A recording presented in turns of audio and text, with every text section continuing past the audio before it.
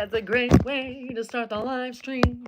Hey, you guys, let me set up the live stream here. Do-do-do-do. Is that it? And my channel.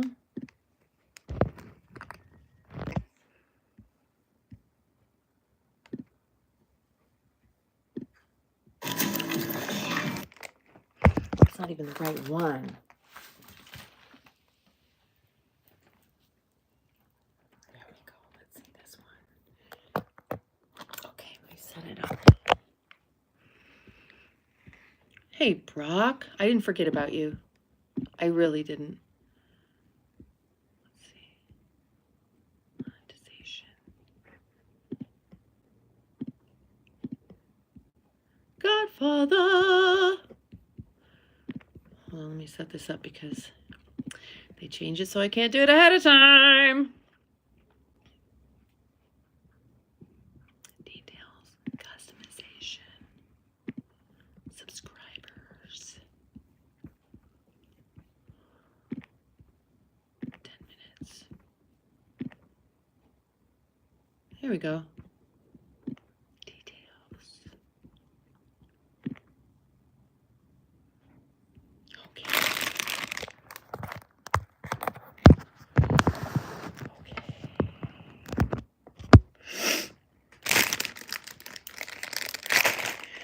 Y'all gonna eat dinner with me? I need to eat some food.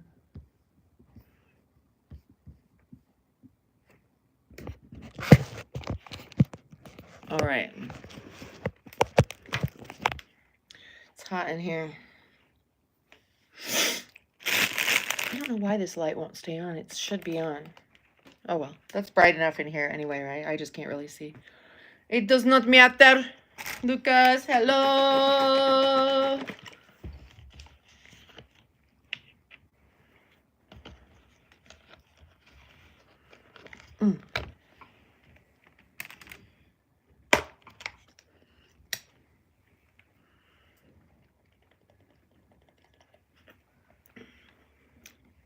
That tastes a lot different than almond milk. I finally made it over to the store that carries my stuff. It tastes a lot different than the other stuff I've been drinking. This is much lighter. The other stuff is very heavy and sweet. This is light and wonderful.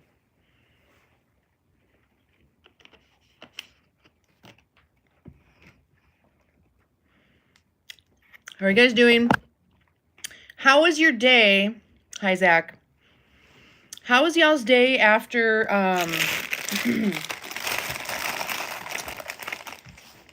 after this morning's live stream?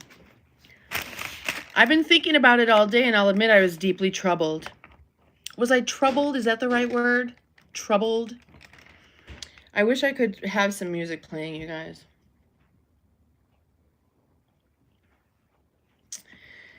Anyway, I got a loaf of sourdough bread for $3.99. Don't you think I should be making my own?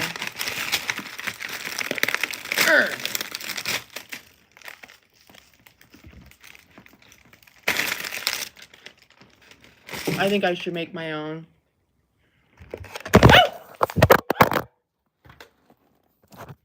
I'm sorry.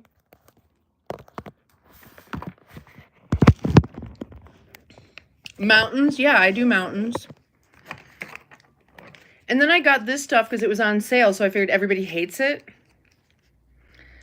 It's goat cheese with black truffle. And then I learned that these little tomatoes, you guys, these have the same ingredients that's in Pamperin, Hannah, Bobana, Wowana. Girlfriend, little red tomatoes and raspberries have the same ingredients as Midol, Pamperin, and Pepsid A, Epinephrine C. And the histamine response that happens can be exacerbated by dehydration, what I've been saying all this time. Maybe that's why I crave these little tomatoes.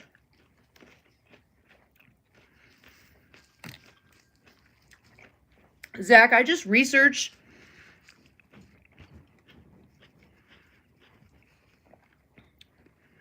Oh, you did that? Yeah, like raspberries, you know? So I want to try this goat cheese with truffle.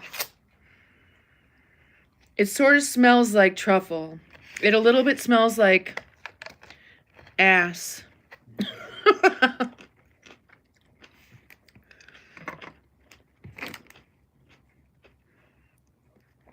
Oh my gosh, yes.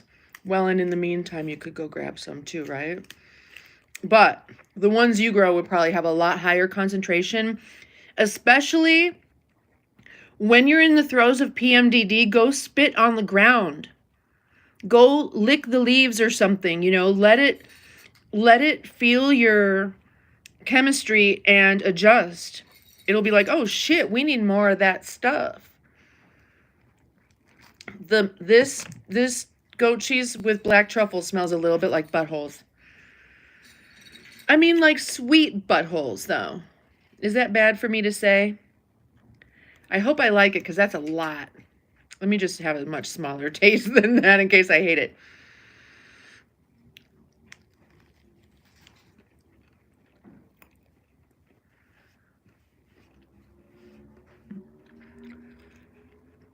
I took like all of it off. I tried some, remember that tea I had the other day and I said it's got like lion's mane in it or something? I had a hard time with that after a while. And I've had those the mushroom soda stuff. I don't remember what it's called. It's like a mushroom kombucha.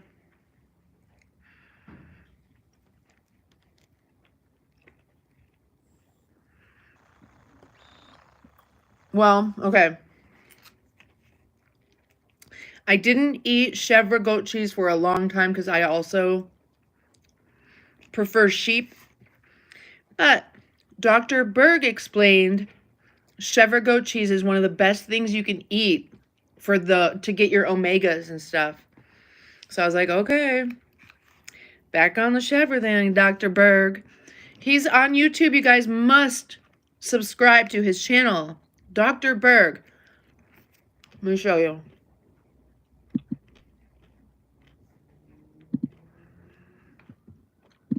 Hold down now. I'll show you who he is so you can go subscribe. Let me see, goat cheese. Dr. Berg goat cheese. Well, here he says sheep cheese. Oh, it's B-E-R-G. This is Dr. Berg. Have you guys seen that? So here's the benefits of sheep cheese. What's the best cheese you can eat? Let's see what he says. Hold on, I'm going to have to mute this one.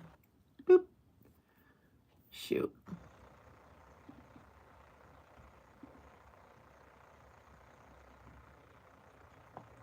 Both of these are hormone free. And as far as the abundance of K2, cheese is at the very top of the list. Mainly it's the hard cheeses. But it's all right. So I want to answer the question, what is the best cheese you could eat? Now, this is a cheese right here from Switzerland. It's awesome. Raw milk cheese, hormone free. As far as goat cheese. So this is just good stuff on the gut. What in kefir that can help you sleep better? Well, whatever. What in kefir that can help that's you? Dr. Berg. I didn't watch him with specifically goat cheese in mind. He was talking about omegas and stuff. Yeah, there you go. Okay, so here's the thing you need to know about the omegas, all right? In your regular diet, everybody gets plenty of 6. You don't usually need to supplement omega-6. Lots of people go and they try to find a 3-6-9 supplement. That's ridiculous and redundant. Most people get plenty of 6, but we don't get hardly any 3. So if you add 3 to your diet, 3 and 6 makes 9. As long as you get that 3, you're going to be fine because the 3 and the 6 actually create omega-9. 3, 6, 9. Okay? Hi, Alfie. You're a fan of goat milk soap? Yeah. Ooh, but these tomatoes are just so good. I had to get back into the goat cheese. You know, I was eating a lot of sheep cheese, which I love. But, and look at this beauty.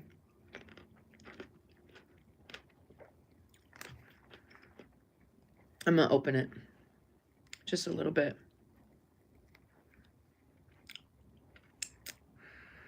Ooh, it's a good one. Do y'all know how you pick a good avocado? You break the stem off, and whatever color is in there is the color of your thing. You know, if you can't quite tell, pop that stem off. If it's a little too yellow, it's not quite ready. If it's brown, it's overly ripe. I mean, you should be able just to feel it, but if you don't want to squeeze your avocados, that's how you can tell a good avocado. It's got the proper color is under the stem. See? That's going to show you the color. See right around the stem how it's even lighter actually, but the inside of this is going to be about that color. Hey, Casino. How you doing, hon? So let's try this.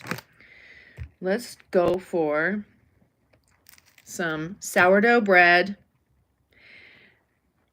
We're going to go with avocado.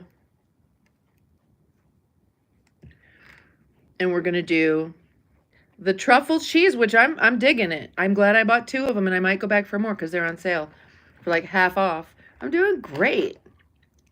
And tomato, I'm going to just bite it a little bit so it doesn't explode when I bite into it. Ooh. Ready? 1, 2, 3.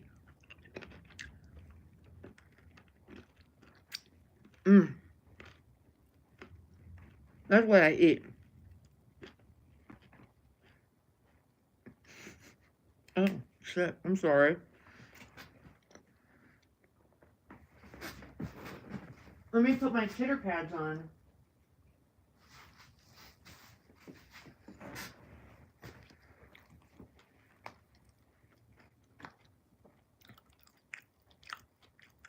Oh.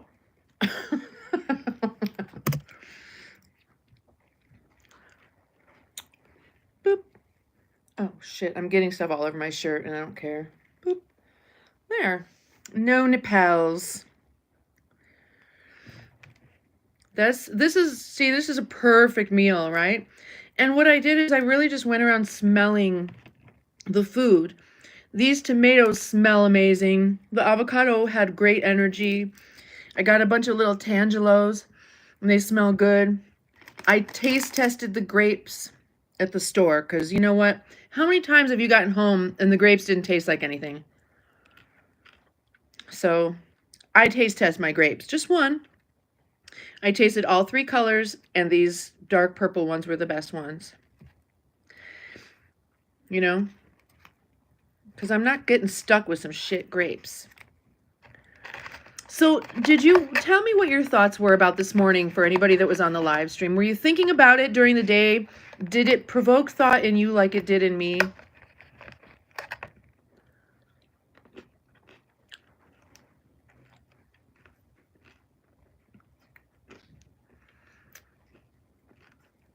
Yes, no, maybe so.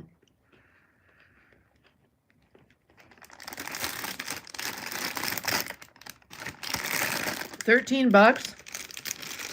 All right. I don't know. This was like $1.99 a pound, maybe. And this must be like 3 pounds. Because they were very good. I got a bunch of them. I didn't wash them yet, though. Am I going to get diarrhea?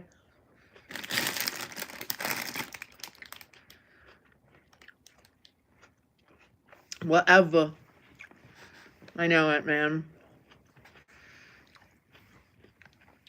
But I'm going to change my sign-on name to Thrift Mama. Are you really going to do that? Thank you for letting me know. Thrift Mama. It's so bad the cashier double checks if you want them. If you want what? I missed something, especially when a bag of grapes. She double checks if you want them. She's like, did you really mean to buy these grapes? You were there, but you don't remember. I'm not. Oh, from this morning. You're not going to change your name. You're just jitting.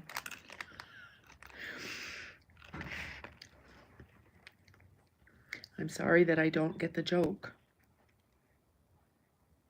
Okay, so I saw cotton candy grapes. They weren't on sale, so I didn't sample them. I've never heard of them before.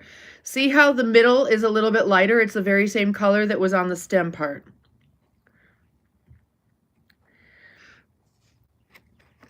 I've never had them.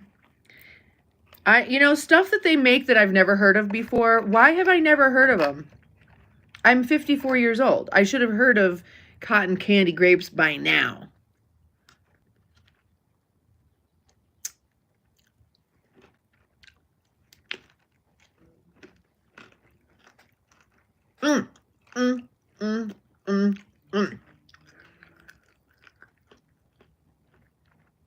It's all amazing. All amazing. I mean, Hannah,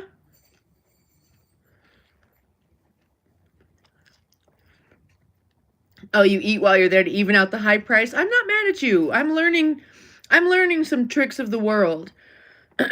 Number one, there's always free coffee and tea. You can go walk right into a hotel lobby in the morning, and they don't know if you're a guest of the hotel or not. Walk right into the lobby of the hotel and sit yourself down, get yourself some coffee. And car dealerships.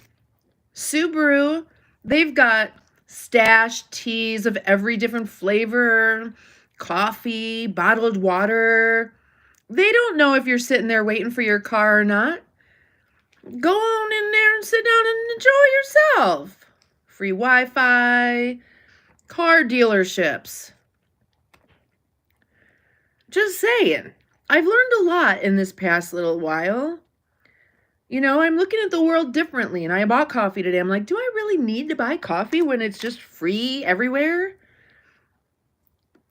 But I did. But I still don't have Chasing the Homeless. Yeah, I am a homeless hunter. I want to know what they do and how they do it. See, they can't do that, though.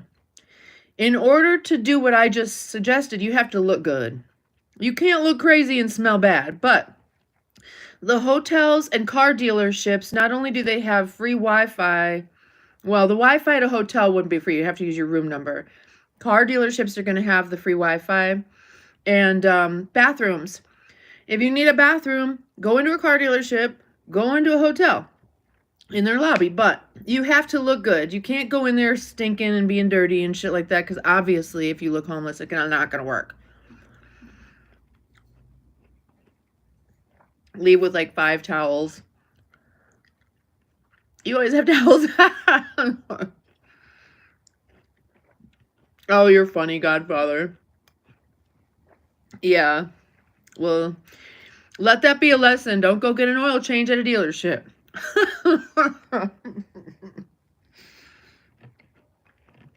Incredible, Tangelo. Yeah. Yes, Hannah. You need to look the part. Thank you. So like this hotel over here that you guys saw me walk into the other day, I would only go over there maybe twice a week or something like that if I really wanted to. Even in my own complex, they have coffee and tea. I don't want to overdo it, Almost. What time is it? Oh, shit. We got 2 minutes till 4:20 somewhere. I'm going to eat this and then we're going to do it. Exactly. You can do anything if you look good and walk with purpose. That is so true. You know what? That was one of the things that they used to put me to work to do when I worked with the police, the deputies, the sheriffs. They sent me in because I could get access to literally anywhere. I really could. They sent me in to get information that they couldn't themselves get. And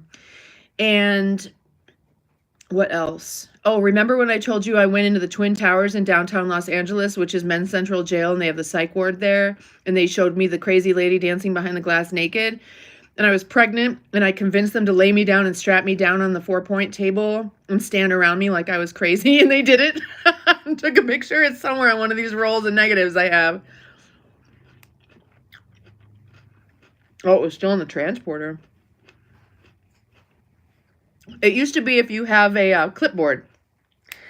But now, if you have like a green vest, green and orange reflector vest, people think you're security.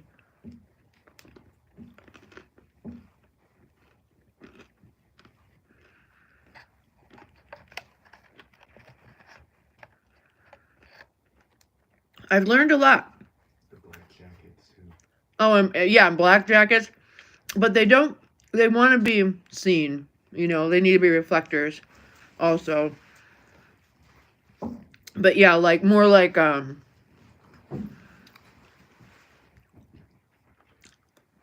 seems like that'd be more like in-store security guard. I learned a lot from those homeless folks. Like, they go drive around all night long, I guess, if they have cars, and then they go park in the parks during the day and sleep. And then they're up all night, probably doing their little, whatever homeless people do.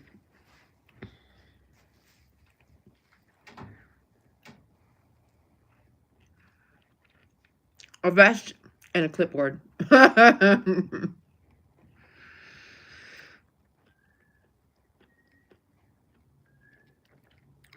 I did go in when I was at Subaru, though, and I asked the girl, I'm like, listen, I got some tea here the other day that was so good. I don't know what it was. It tasted just like roses. I'm going through the stashed teas. I'm like, maybe it was this one. Maybe it was that one. Maybe it was this one. I took like 3 tea bags. I'm like, don't tell anybody. And I said, do you buy these like already in a mix? And she actually showed me the box from Amazon. It was stashed teas, a variety of stashed teas. Best truck on the lot. Oh, it was supposed to go in the showroom, and you're like, nuh-uh, that's mine. Oh, it's time. We missed it.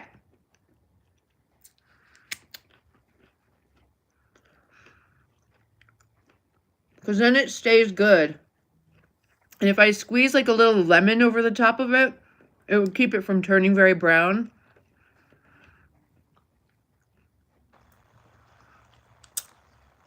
Because it keeps the rest of it good. Oh, my Lord. Thank you, Lord. Thank you, Lord, for making such beautiful foods that we can enjoy to nourish our body and soul and spirit and mind and everything. Thank you, Lord.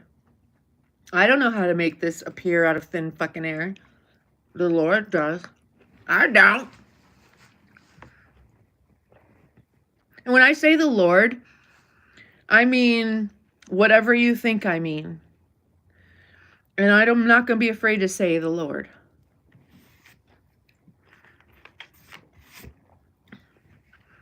Do you know that, what is it? There's so many words that when you unscramble them, they mean a completely different, beautiful thing. Like earth, you mix the letters up in earth, it's heart.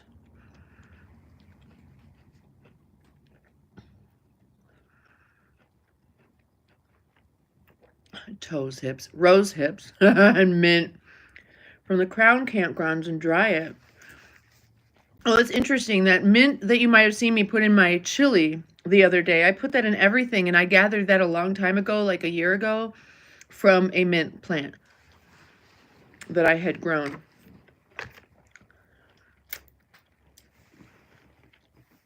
All right.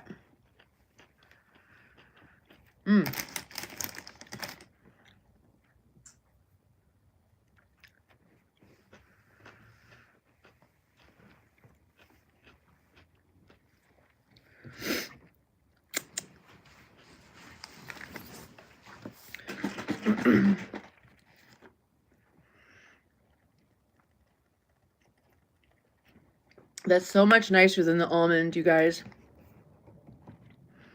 This is so much lighter and nicer than the dark almond. Woo! Yeah, baby.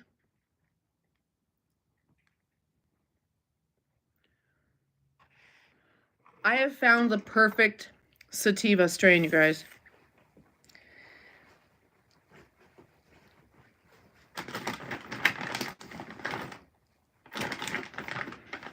And the perfect indica strain. That thing knocked me out for 12 hours. But this is the perfect mid strain, which is, it's got terpinolene and limonene in it. It's called Blue Burst by Stizzy. And it's infused with stuff, caryophyllene, terpinolene, and limonene. 4.6 terpinolene, 5.7 caryophyllene, 1.7 limonene. I did get a little munchy last night after I smoked this, but that's okay. I just got these little itty bitty baby blunts because they were half off. So I got 4 little blunts for 15 bucks. 2 grams for 15 bucks. Not bad. And then the keef around it. Cheers, y'all.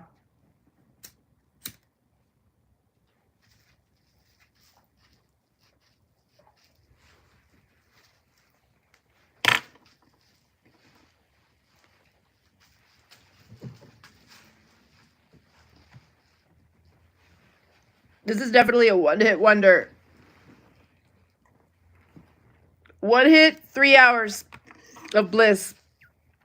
3 hours of spiritual bliss. This is the most spiritual strain I've ever had. It makes me go quantum. I went quantum with it.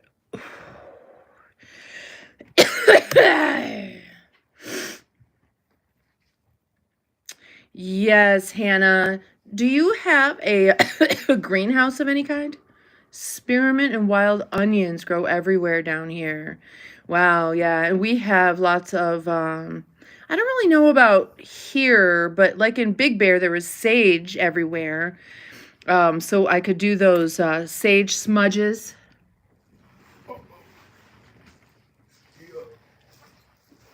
Oh, yeah, baby. And I did learn that that's like one little hit is the best way to go for this stuff because otherwise it just takes me down a little bit too hardcore. I don't want that. Okay.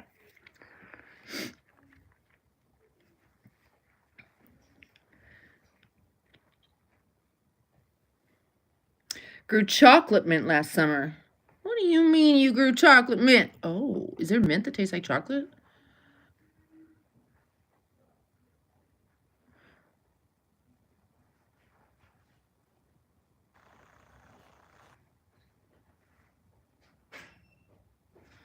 Lavender and chamomile and mint and everything in terracotta pots.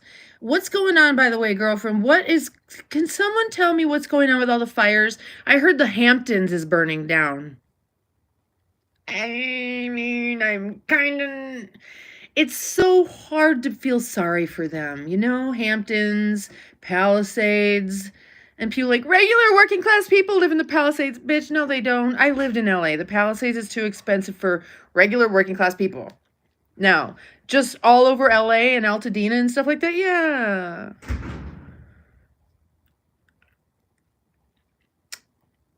Jezebel, that is nice. Oh my God, you guys, check this out.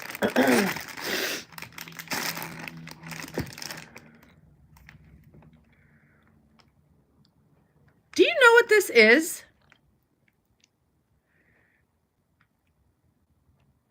Yes. It's a dreadlock from my head.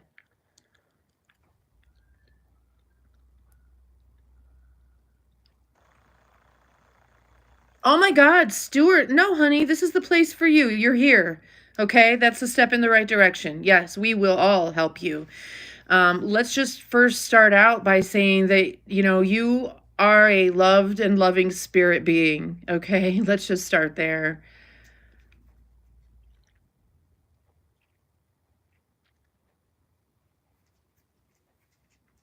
How long have you been a subscriber?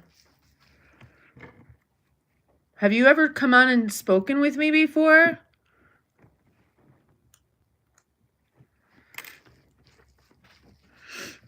You're new at you're new in the chat, yeah? Tell me about what's going on. Hang on one second though.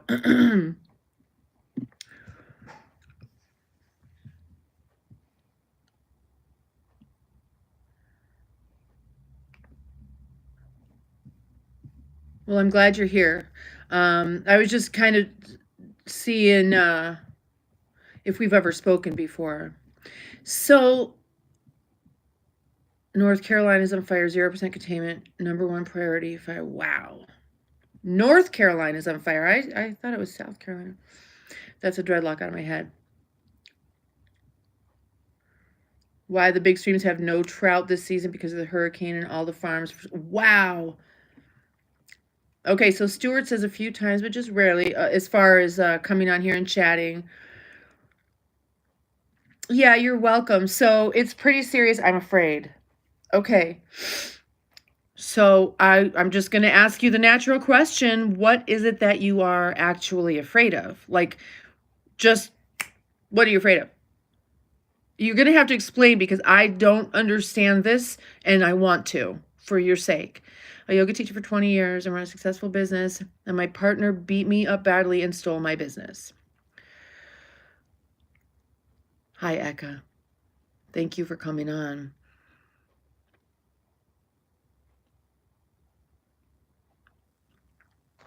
When did this happen with this partner, and how could they steal your business? It doesn't matter. It does matter, but I feel that is not relevant to what you're asking for. Stuart, let me ask you this very important question. What is it that you desire to do? When you say help you do what? What do you most desire? What would you like help doing? What is the goal here? So I know, Bondable soda. Hello. Tell you the name of what? 4 of them. Hammer. Oh my God. I hope they're in jail, first of all. What is the goal here? When you say help you, yes. In order to know how to help you, I need to know what it is you want to accomplish.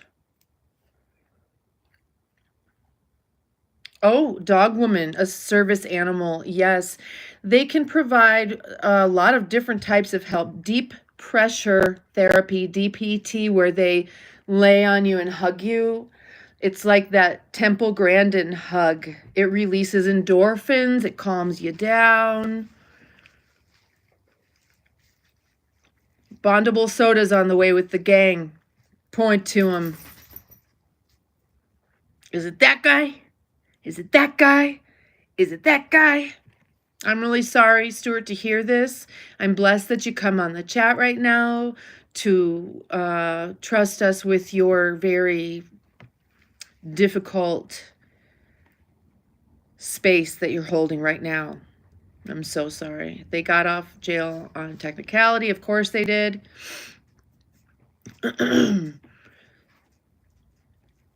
So what would you like to see happen? What help would you like?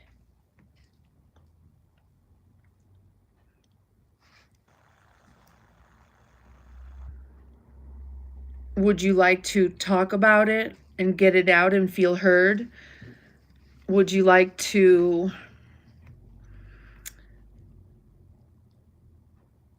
a Maine Coon for 14 years and he just died? So that Maine Coon probably provided you with that DPT.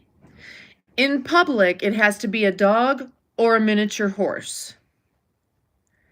In your house, it can be any kind of animal that you want.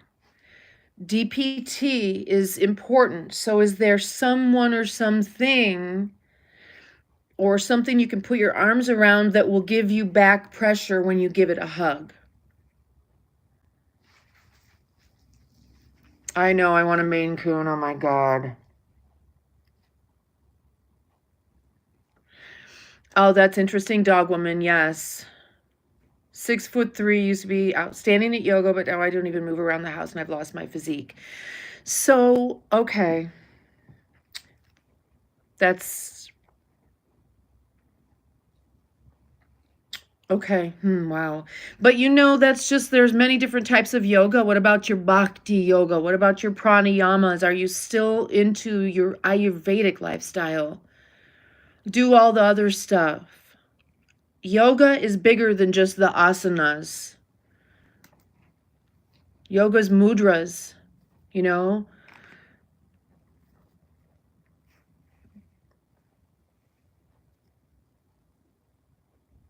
You need a dog. You didn't leave your house for 4 years. I finally had to when my girlfriend died. Oh, babies. Y'all, I love you for being here and being so open and vulnerable and honest. You know all about me and my problems.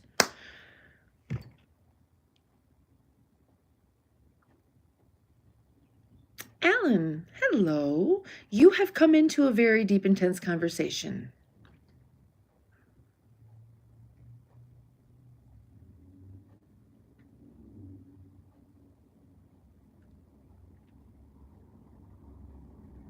Oh, I worked on a hospital. Wait. I worked in a hospital, long-term unit, and had a fellow, hadn't been out for 4 years. We did a small step out of the yard every day. Today's therapy dog helped a lot. You're freaked out all the time. Okay, so I understand, and that's probably best. Definitely follow what your body and your heart, your mind are telling you, but where's your spirit?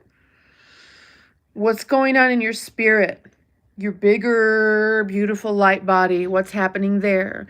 Your little baby body said, ooh, can't identify with the weed right now. Yeah. You're in very high anxiety. Alfie, thank you.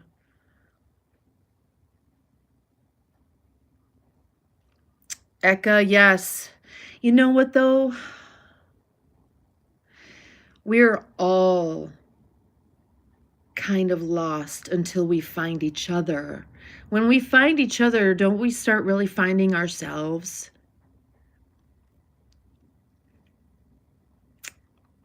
Healing prayers.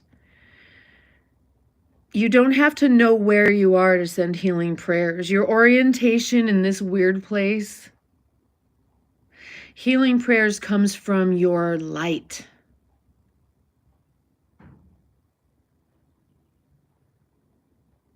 My spirit is lost. I am living in hell, and I've tried to commit suicide 3 times. Okay. Live in England, but stay awake all night and sleep during the day. Okay. Boy, oh boy, oh boy, oh boy. When did all this happen? A while, because you've been suffering for, what'd you say, 5, 6 years? Godfather. You refused the service dog, so they sent you the granddaughter.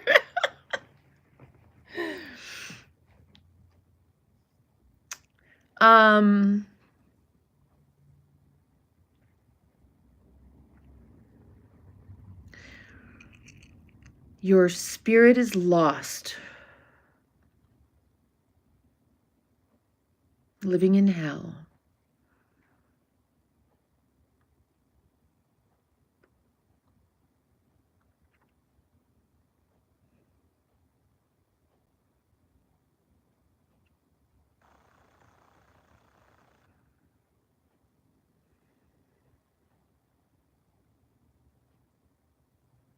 Okay. Why do you think it's getting worse every year? Worse and worse each year.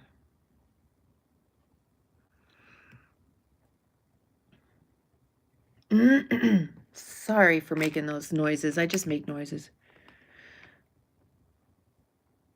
Mrs. B, hello, my gorgeous. You've walked into a very deep conversation. We need you. Too scared to leave the house. Okay. So, what could you do right in this very moment? You want to do what? What would you love if you could snap your fingers, or if you could see the future and be where you'd most desire? What does that look like?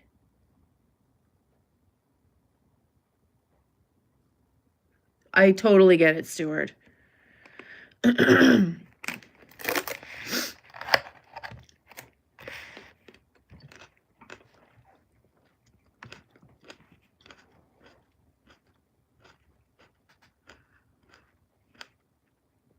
I think that's loud, huh? I'm sorry.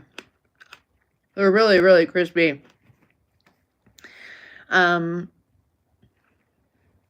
Because the more I stay in, the more I isolate, I become even, my family are fed up with me. Okay. What do you want to happen? What is the goal? Because I don't want to just throw out a bunch of random advice because I don't even know what your goal is. Oh, I'm so sorry. What's the desired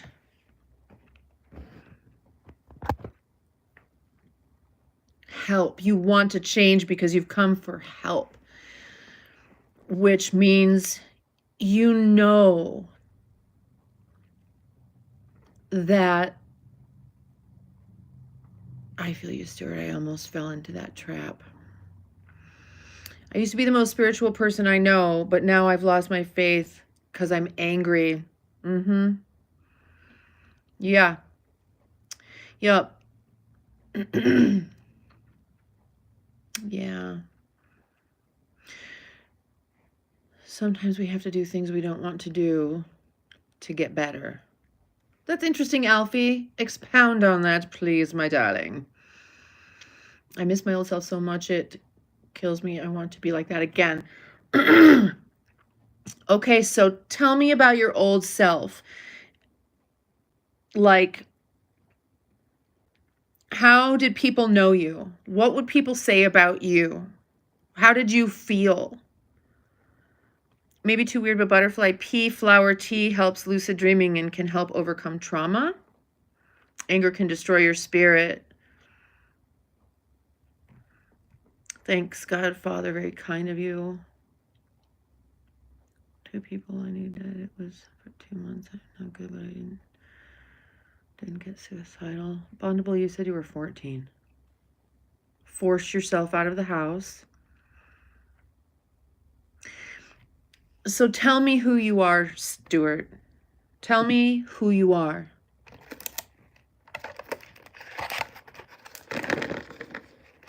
Eric, thank you, honey. I'm glad you're here. And Stuart, thank you for coming in, and everybody. I'm so glad you're here.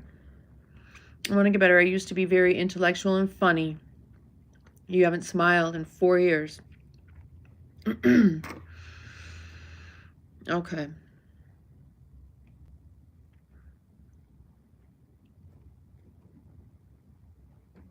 Now I never even turn it on. You're not listening to music anymore. Yes, you've the joy has been beaten out of you. Don't force yourself to do anything. You want to do it. Oh, you need to want to do it.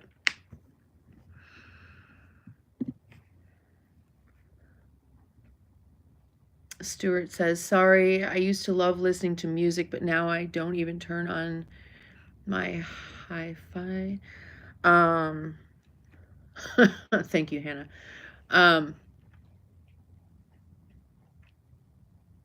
Okay, Eric.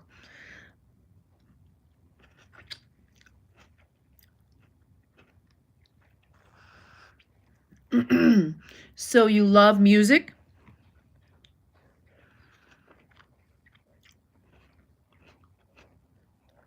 All right. I know what has happened. I know what has happened, and I know what you need.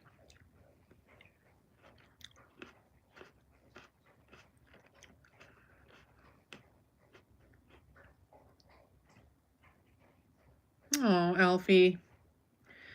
Thank you. Me too, you know.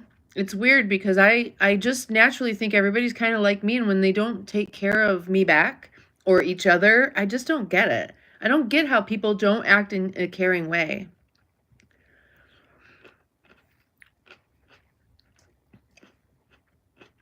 Your sense of humor was your forte.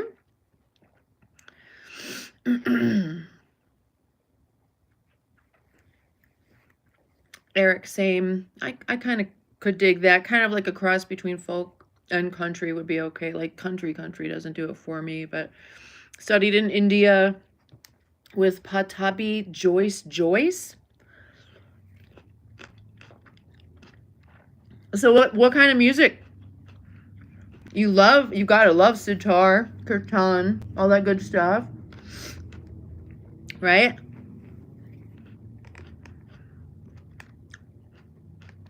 Oh, that's beautiful.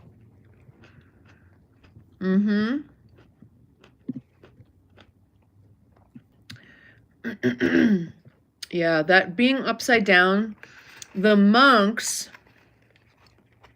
or yogis, I think it was monks, say they teach that if you stand on your head 8 hours a day, you will never age. So it must mean that the density, which science calls gravity, there's buoyancy and density. Buoyancy and density. You're lighter than the plasma, the air, whatever this is. You're lighter than it or heavier than it.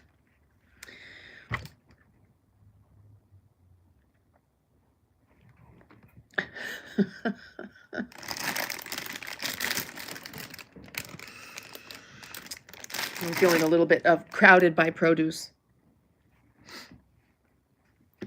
Oh, wait, let me go back where I was. Oh, I know what I was going to do. Give me 1 second.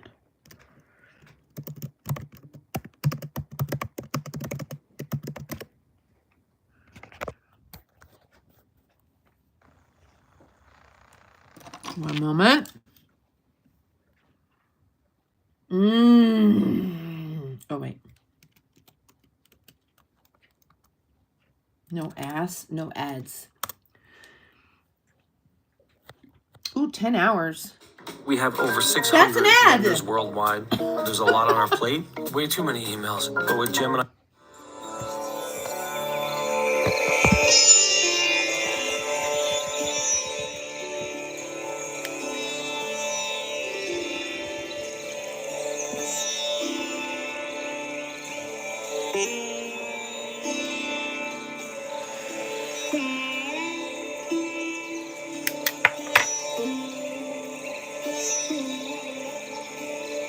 A raver, yeah. I prefer music with no words myself. We were just talking about it the other night because I would like to sing, but I don't want words. I just want it to be spiritually penetrating because it's spiritually inspired.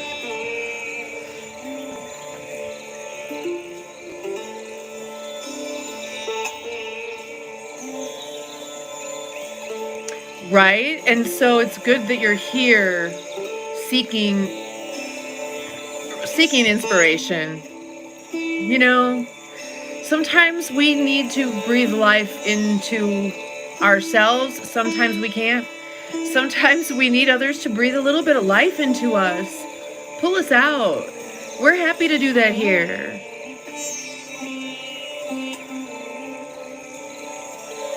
Oh, Stuart, I appreciate you.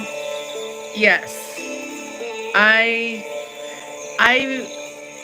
have trained with some of the best instructors. You know, I mean, and different types of yoga. My go-to is really Iyengar because that's kind of like you kind of have to start with Iyengar, if you ask me. Yes, Ravi Shankar is Nora Jones' father. Yeah, Godfather.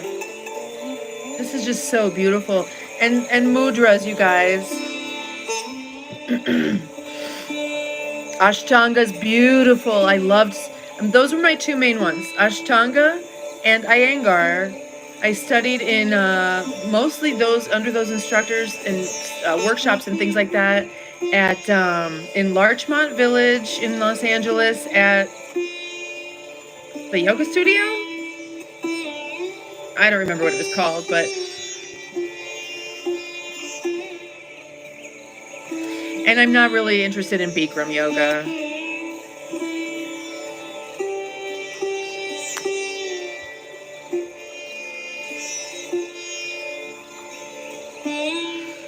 my understanding is the Ashtanga, well, plus Bhakti yoga and pranayama, and there's so much. You really want to embrace and embody the Ayurvedic lifestyle, which is the lifestyle of the yogis. Ground, touch and love on your food and your water. Oh, you do the, that's Bikram.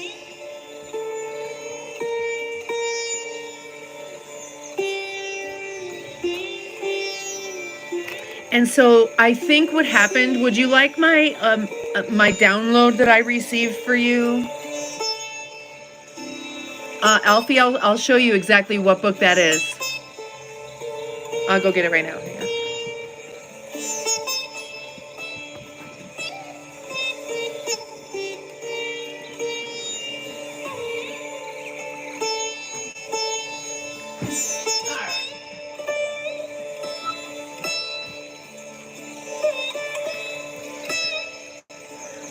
I actually had a yogi. He would come over like every week, I guess. I think it was every week, maybe. Yeah. And we would do private, instead of me being in a class. And he gave me this book, The Sivananda Companion to Yoga.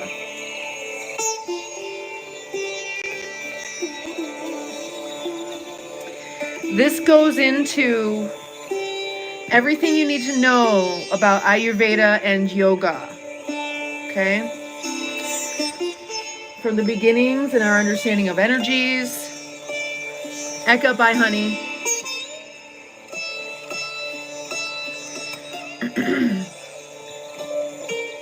Okay, so, but starts with relaxation. Cranston, I have, I guess you could say that I am. So then it's going to go through different things like this. Now, here's what you need to know. There's an Americanized version, right? So this asana is typically known as the corpse pose. But if you really understand Sanskrit,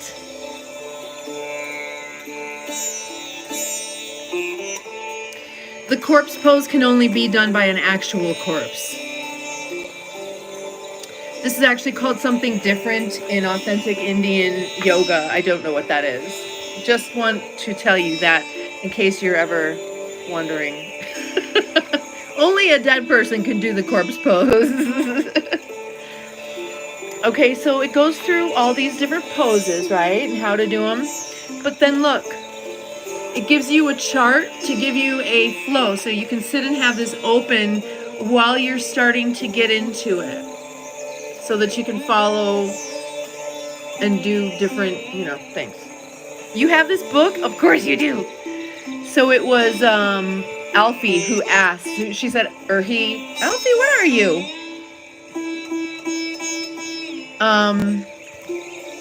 So Stuart, this is where I think you are. I think you're holding your breath.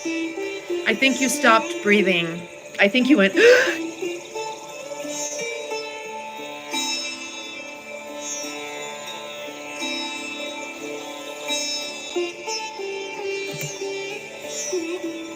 I don't think you're breathing, babe.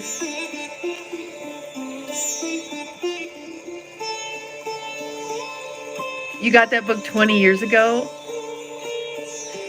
2000, I got this in 2001. I wonder how much it was back then. It was $16.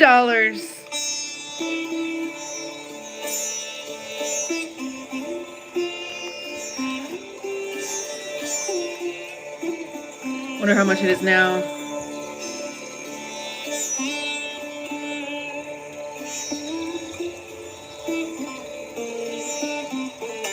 So I think you stopped breathing, and that stopped your consciousness, your flow of consciousness. Hello, Bartholomew. Stuart, just breathe.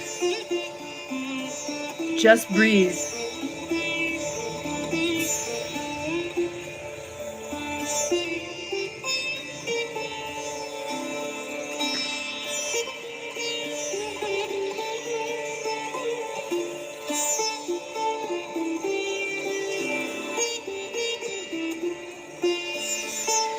When you breathe in, let your angel wings open all the way up. And when you breathe out, let your angel wings, the ones that come out of the back of your heart chakra, you know, your angel wings, let them then relax down, and then breathe in and open them up.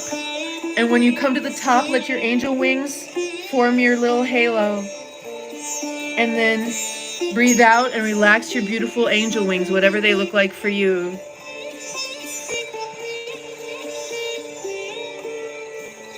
Right, Alfie, exactly. Breathe. Number 1. That's the... I was listening to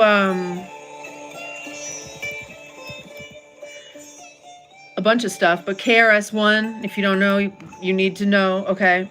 Out there spitting spiritual knowledge around at college campuses.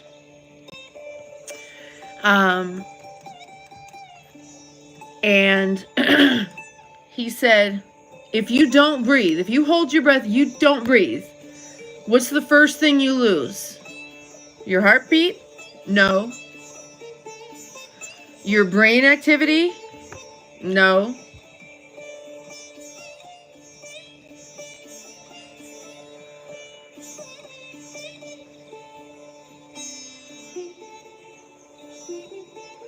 What do you lose when you don't breathe?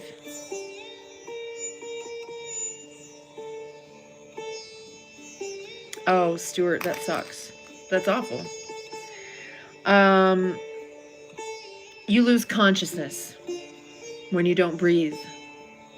Breathing, prana, chi, the energy of the universe, it comes to you in the breath. The spirit world is delivered unto your body and yourself through the breath. The breath is the thing that connects your spirit with your body, soul, mind, heart. The mind, the soul, the body, and the heart, those are of the body, the third dimension. The breath and the spirit come into the body through breath. That's why God inspired Adam. He breathed into Adam, because the breath is the thing that delivers the spirit to your body, which was already made. Breath. If you want your life back, take your breath back, Stuart. Take your breath back. Get the fuck out of that town. Go breathe some air. Go ground on the earth. Go bury your body in a hole, or put your feet in the sand on the shore of something, and, you know, be near water. Be near water. Be on the earth. Take your clothes off. Lay down on some rocks. You know, suck on a rock. I don't know. I mean, you know, just like, you're a spiritual being, which is a natural being. Go absorb the energy of the universe and fuck those turds. They're already living in their own hell. You don't even have to wish bad things upon them. They already are living it.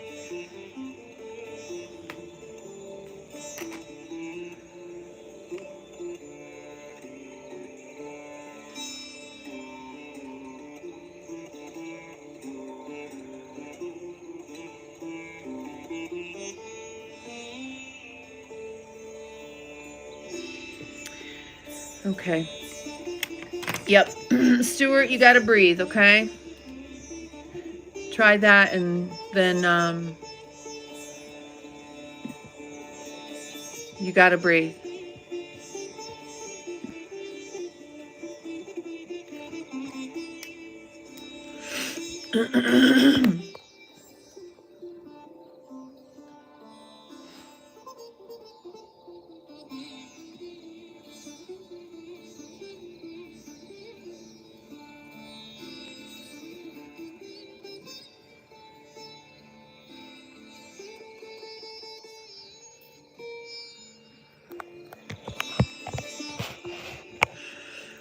Why can't you stand up? Are you just dizzy and stuff? You're depleted. Look at a plant. What happens to a plant if you treated the plant like that?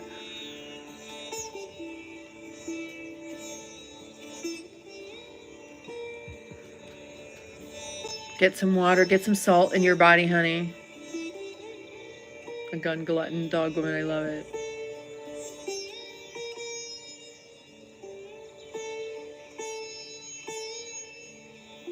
The people who behave like that are truly living in hell. You don't have to worry about whether or not they're going to get what they deserve. They like literally are living the life they deserve. They're not free. They're not spiritual. They're not connected. They live in so much fear. There's only two things, you guys.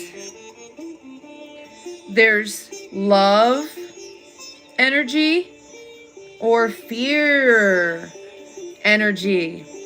We're in the third dimension. So in the middle is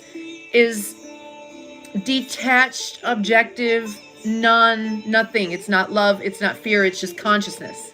Okay, that's the neutral, is just recognizing that it's all energy. But this way is love and this way is fear, because it is the third dimension. There's always going to be a balance. If you can feel this much love, you can also feel this much fear. And maybe you have. And the more love you're capable of feeling, the more fear you're also capable of feeling. But what if you're like way over here? If you're over here and you live in so much fear, you actually have the capacity to love this much, or there's got to be another energy that balances it on the other side. And so it's very possible, if you're an extremely authentic and loving person and you were reflecting because you're so love, if you're so love and they were just posing and they're so fear, and you're reflecting to themselves that they don't have the light that you do, and you both are expanding, you're expanding in love, they're expanding in fear. I mean, that's really a lot of people that live like this over in fear try to squash people who are in love and take that light, and they try to turn it so they're in the light, and it doesn't work that way. But the only thing you've got to, you're the only one who can surrender your energy. You are the only one who can surrender. You agreed to surrender your energy, and now they got what they want. Okay, so stop thinking about them. They're living in hell, but you've got to save yourself.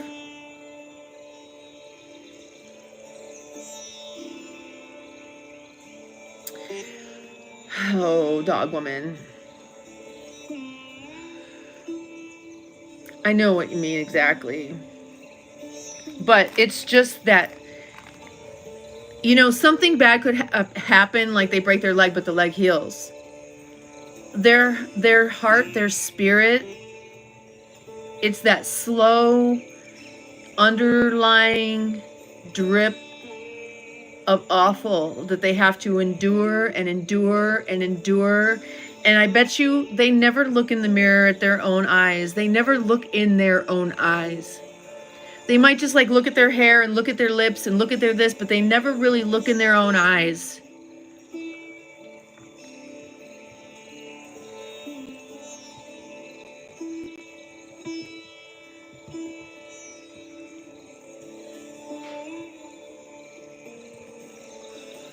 Oh my God, Stuart. You know, a lot of people were born to teach and be spiritual teachers, and some other people went and took courses to get certified so that they could jump on the bandwagon.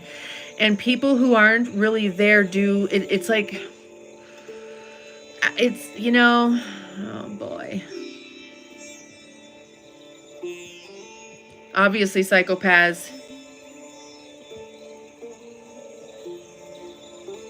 Yes, I understand the wanting, I understand those thoughts of revenge and everything. That, yeah, I know. Your life is not ruined, honey.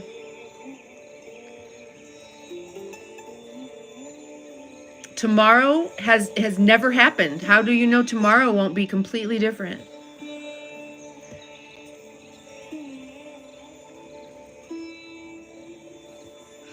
To me, it says that you just need to go out on your own. Go to Sedona. But you've got to breathe, honey. You stopped breathing. As soon as you turn that back on, it's coming back to you.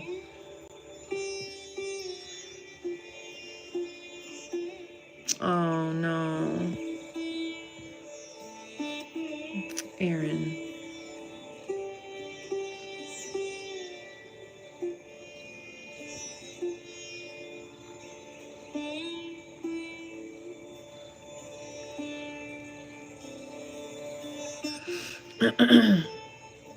Yeah, you know, and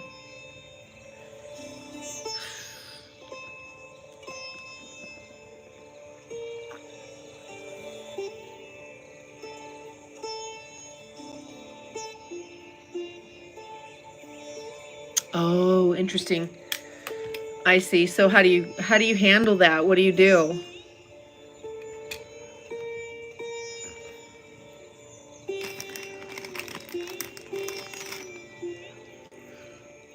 Stuart, breathe.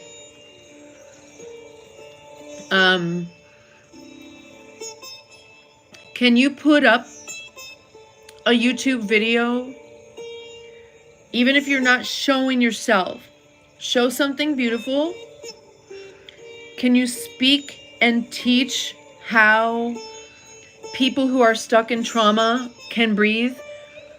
So I have struggled with breath to the point where I ended up in the ICU. My second born struggled with breath from the moment of birth and still has interesting perspective in relationship to breathing. There's a lot of people who have been through trauma. When Christopher Reeve's wife died of lung cancer and had never smoked a cigarette a day in her life, I knew it was because when he fell off that horse, she went, and she never fully exhaled after that. So there was a lot of stagnant air that just stayed there in those lungs, and it just, the acidity and everything that was in her body targeted that area because now it was weak. I saw that.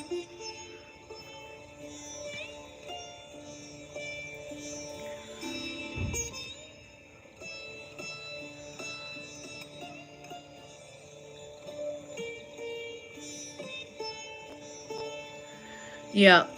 Okay, you don't have to, you're still breathing, okay? But you know that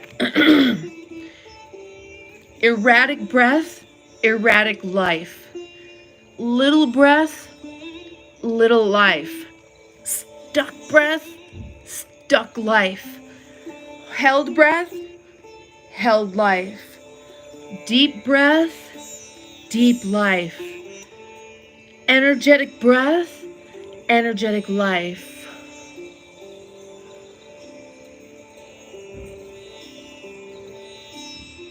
Loving breath, loving life.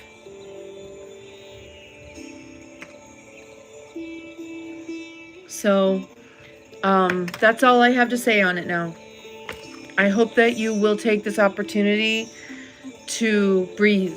If that's what you've come here is for help, that is what I'm offering you, is breath work.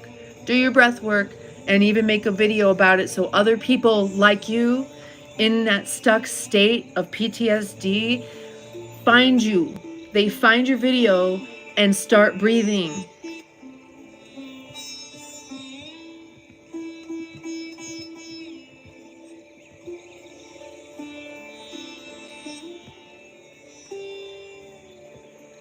Okay, it's time for me to take a little snacky.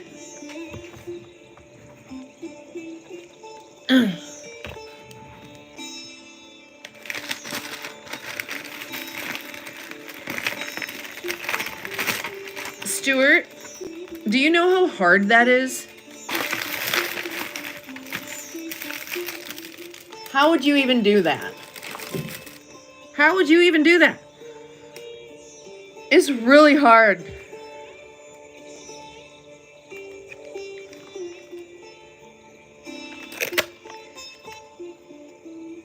Okay.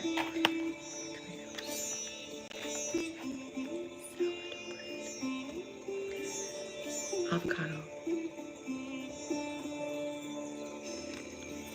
Black truffle chèvre. Grapes. And instead of the silk almond, I went to Smith's and got the planet oat. It's so much lighter and so much nicer. Oh, Madison. Oh, yay. Welcome.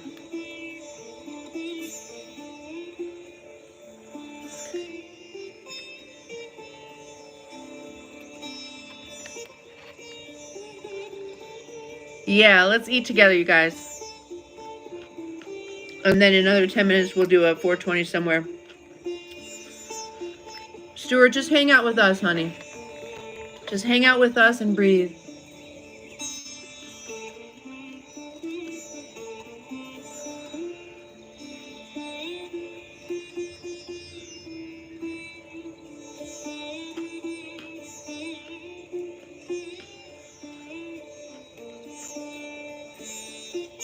Just hang out with us. We can't see you. That's your body. Oh, Tashana, yes. You know what I love even more than hummus is tahini sauce.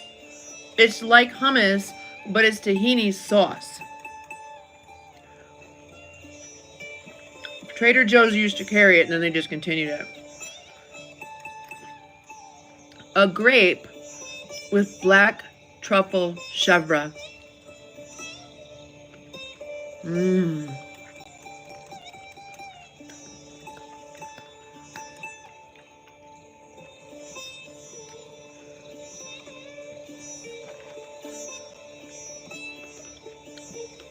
You love hummus.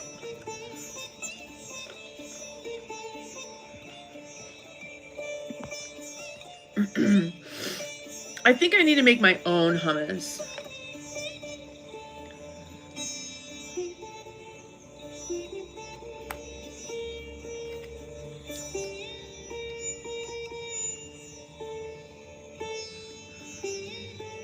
Well, they don't know anything.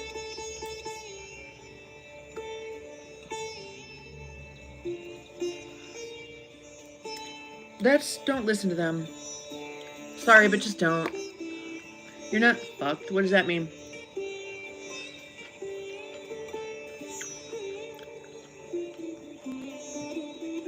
I used to get Trader Joe's peanut butter.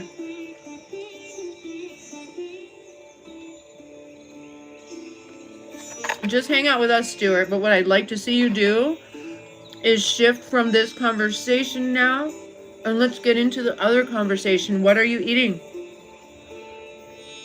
We're all talking about what food we're eating. Let's do that. That'll help you.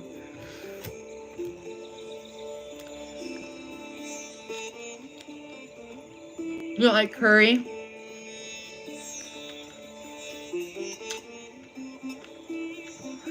I do love Trader Joe's too, but I think I like produce from other stores better. I've never been crazy about their produce. It doesn't blow me away. Ooh, yeah. We just got 2 pineapples because we like to freeze the fruit. And then you can make smoothies. Or I like to sit and watch a movie or whatever and let it thaw a little bit. Like, you know, it thaws as you're eating it.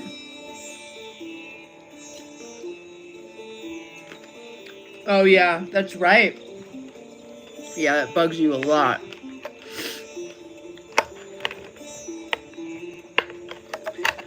I think most grocery stores do that.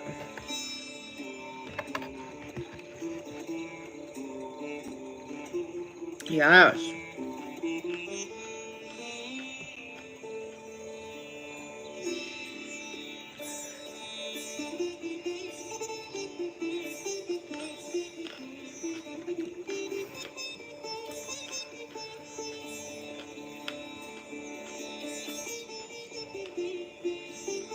Yeah. Yeah, you're gonna have to shift the conversation, Stuart. Can you come with us on this conversation?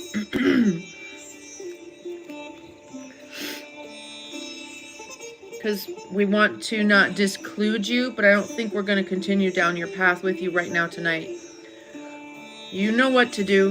You know exactly what to do.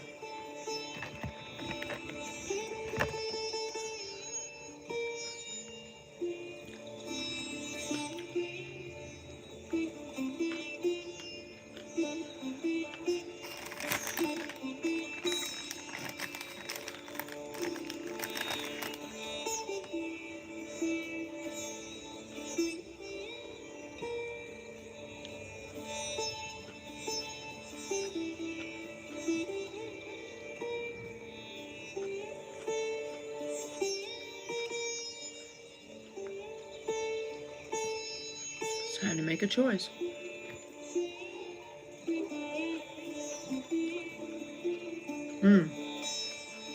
This is amazing, you guys. Go get yourself some black truffle chèvre.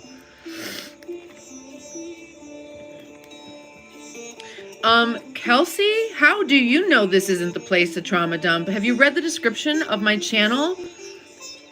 You can go away.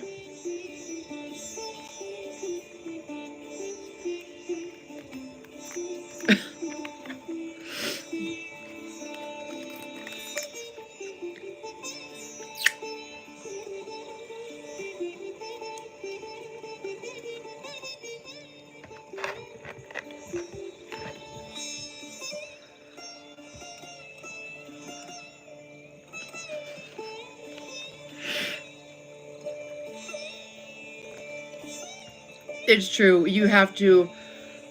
But here's the thing. Stuart, if you don't want to take action, I do understand that. I give you permission not to want to take action on this. I totally get it. If just hanging out with us does it for you and gives you a little bit of distraction in your mind for a moment, that's fine. We're going to move on and talk about food. It doesn't mean we don't love you. It means the shift of the room is back to something a little more uplifting, and that's what you want in the first place.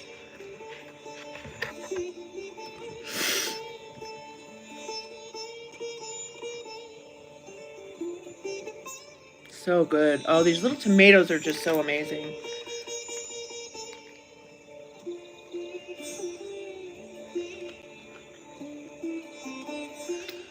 Do you know, Dogwoman, that quantum flowers, roses have quantum, they're the most like quantum energy of all flowers or something like that? Have you ever heard that?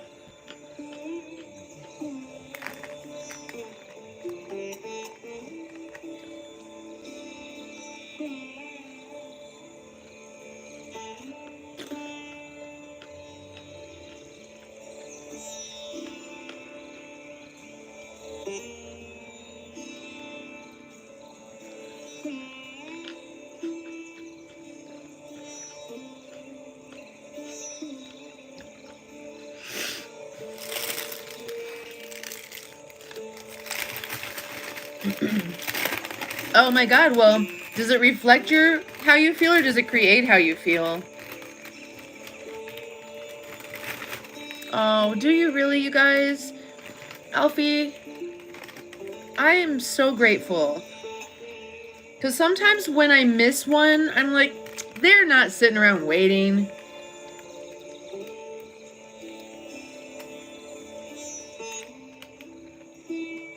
It's not a burden, but it's time to shift, honey.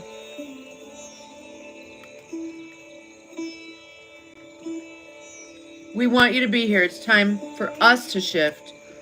Because we also have to self-care.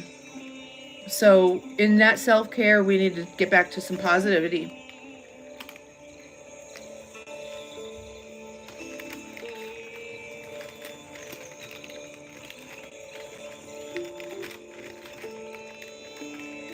Just hang out with us, Stuart. That's all you need to do right now is just hang out with us. Don't you go anywhere. You just hang out with us.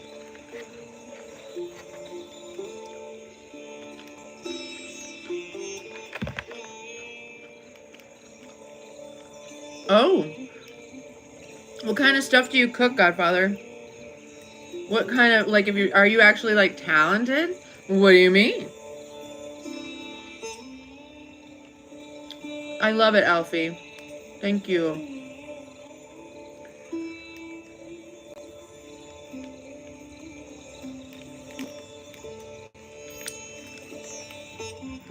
Oh my God, I'm so crazy about this cheese.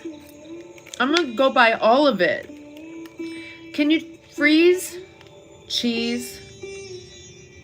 How fast would I have to eat it? Apparently I can eat it very fast.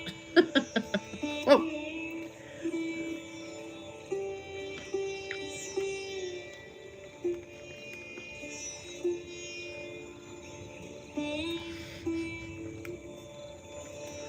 little cuss words from little animals.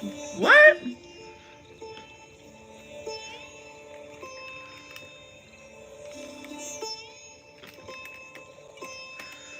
Oh, Stuart, thank you. I'm glad to know that. I am so glad to know that. Thank you. I'm glad you're here. Oh.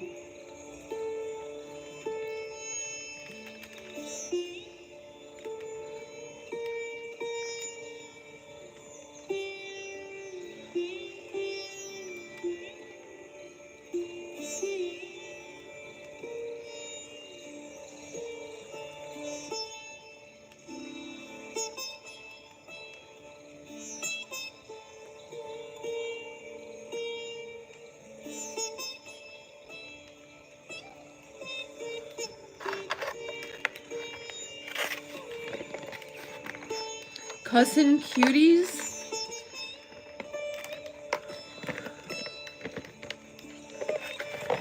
I can eat, oh my god, I eat so much tomatoes. I eat so many. Avocado. Roast beautiful turkey for the holidays. Oh, I like that.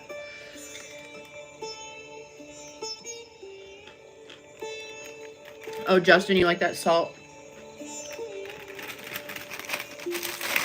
This beautiful loaf of bread. I really do need to make my own bread, though.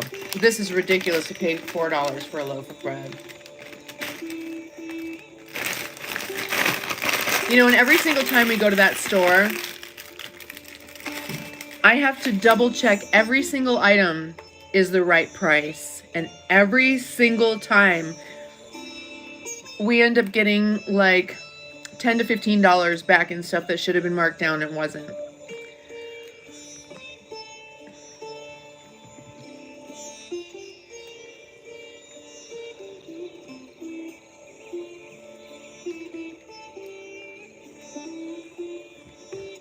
So yummy.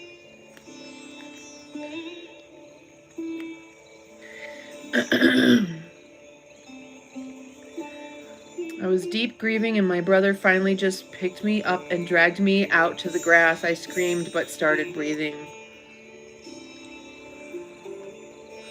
See, that's the thing when families give up on someone. How can they do that? I mean,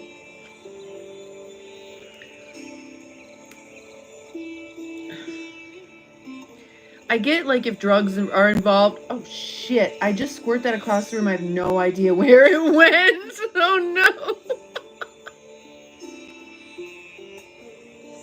Fuck.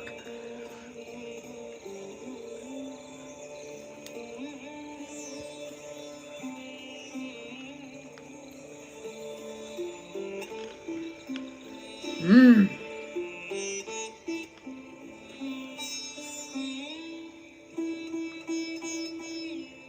Thank you, Lord, for giving us such beautiful things to eat and enjoy that fulfill us,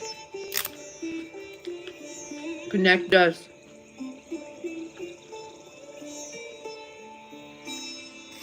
What's up, Luce? I don't know where that went.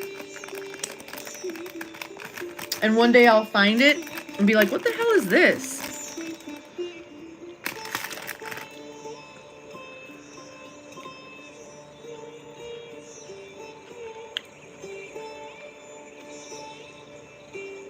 Jenzabel, that's good. Yeah, Alfie, I know.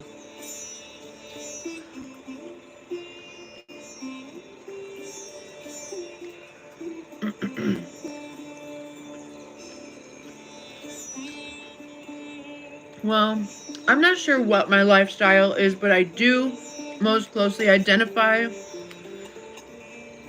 with Ayurveda, with like primitive living, being outside and just simply, you know, when we were out camping, I was cooking for my kids and everything like that. I don't need to do that when it's just me. This is how I eat. Alexander, hi honey.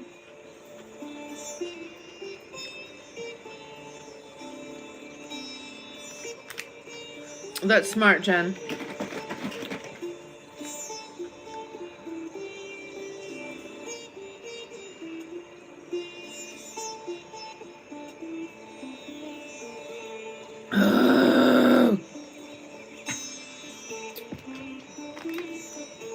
This bread is good. Oh, yay, Madison. Good night, gorgeous. Thank you so much for coming on. We love your grandpa so much. He's a good boy.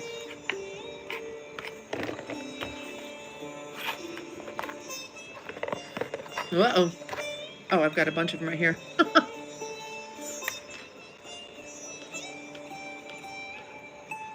Here we go.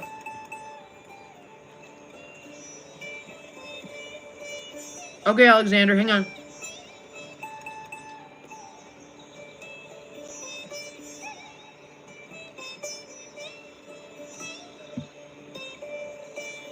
I used to eat a lot of olives, too. See, I totally forget what I do. I forgot they were polls until Dogwoman was like, do a poll now. I'm like, oh my god, I forgot I could totally do that. I totally forgot that I used to make, like, thumbnails for my videos. From one period to the next. I can't remember shit.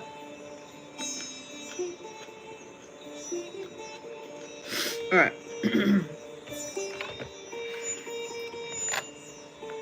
I love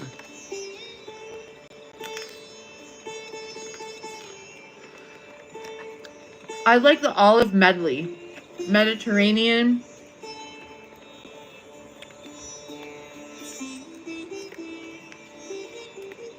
A simple life. Well, like a really authentic life. For example, the way when I was watching the House of David, the prophet Samuel, how he lived. That's how I want to live. That's what I find romantic, and that's what I identify with.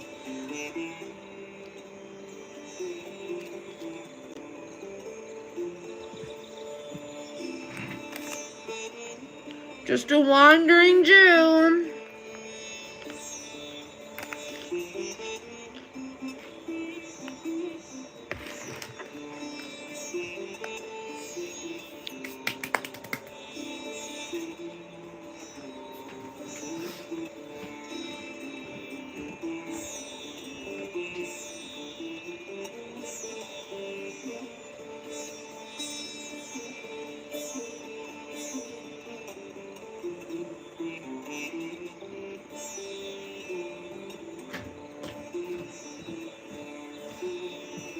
Yes, the prophet Samuel from the Torah. Samuel from the Torah. Samuel was the one who anointed Saul and David as the kings of Israel.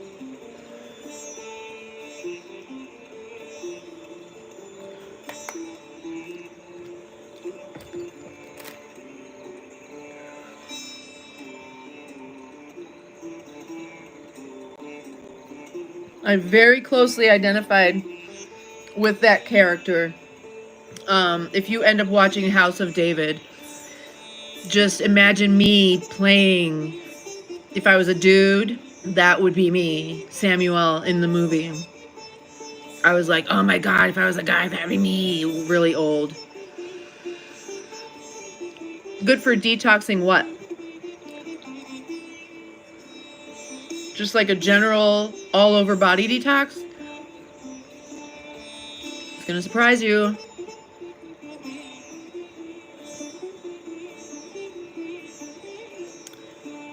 Everybody's gonna say a bunch of different things. I guarantee you no one's gonna tell you what I will tell you.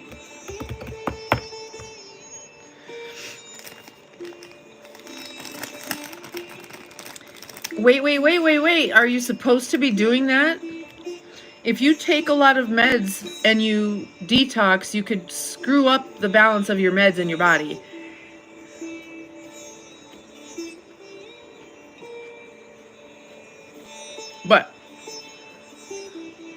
I'll let everybody else give their answers first if anybody's going to answer.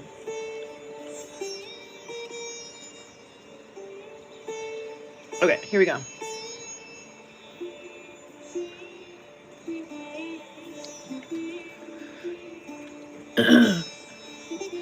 That is true, Alfie.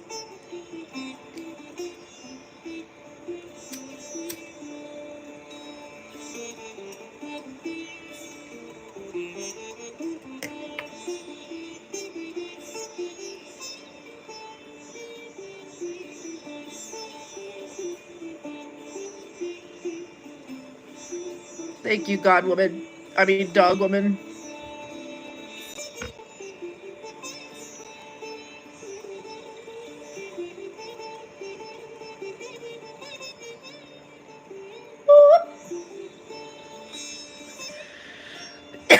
Oh, I'm alone.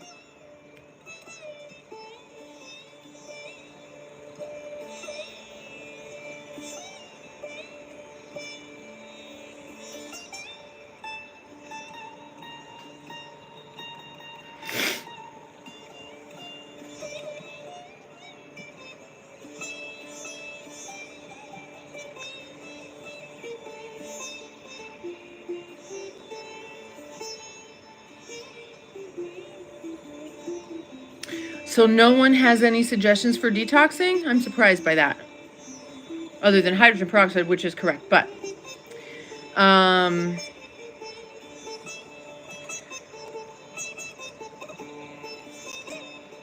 well, here's my question though. You're on meds?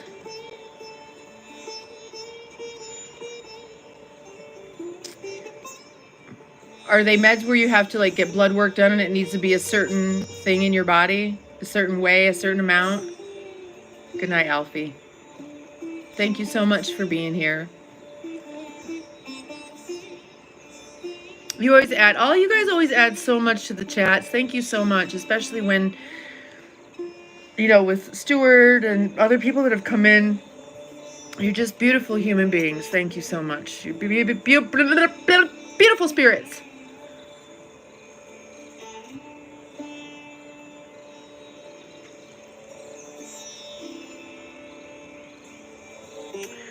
Okay. So, to do a like molecular detox that's gonna just suck stuff out of your body.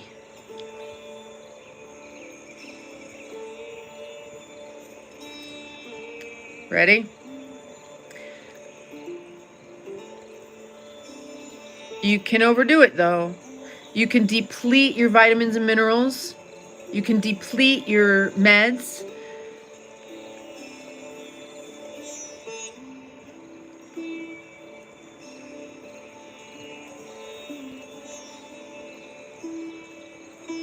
And you can look this up.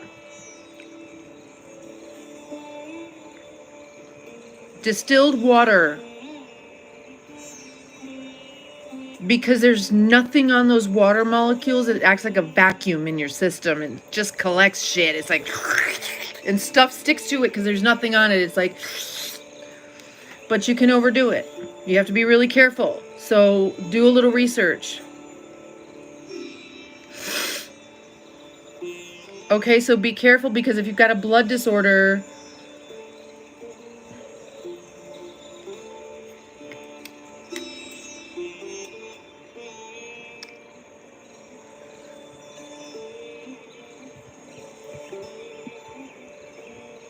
porphyria.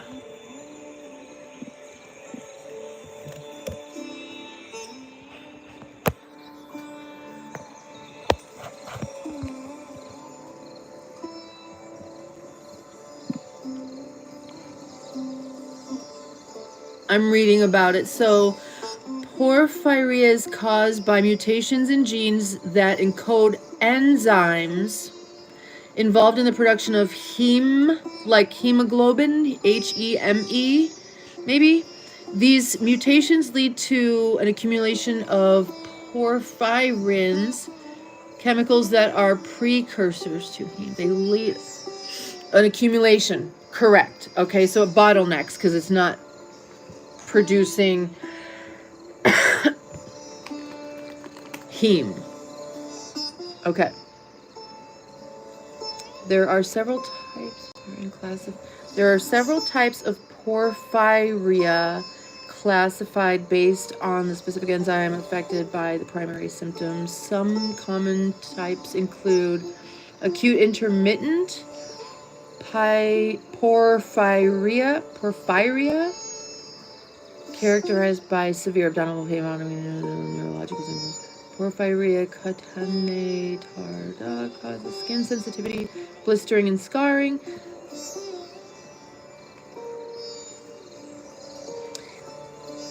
Erythropoietic protoporphyria results in painful skin reactions upon exposure to sunlight. Oh, which one do you have? The symptoms of this porphyria vary depending on the severity of the conditions. Common symptoms may include treatment, prognosis. Okay, but what is the reason? What's missing from the body? Porphyria disorders a buildup of natural chemical called porphyria in the body. Okay, so we're gonna go and look at what is the trigger? What's missing? What's the missing link? Why isn't it working? What is required? It's a metabolic breakdown. The metabolism has stopped because the whole chain of life is metabolism. So, I know it's very simplified and people could argue with me, but you know what I mean. If you know, you know. Heme. So what is it that makes turn to heme?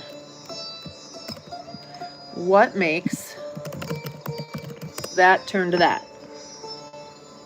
Porphyria, a group of rare inherited diseases, arise from a defect in the body's ability to synthesize heme. I know, but why? What synthesizes it? What synthesizes heme? Or that, I mean. So what synthesizes porphyria?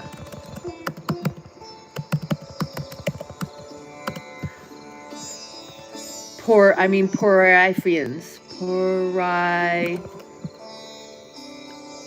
Porphyrins. What synthesizes into, porphyrins into heme? Porphyrins and heme, including iron-containing heme, are synthesized through a multi-step pathway, primarily in the bone marrow, erythroid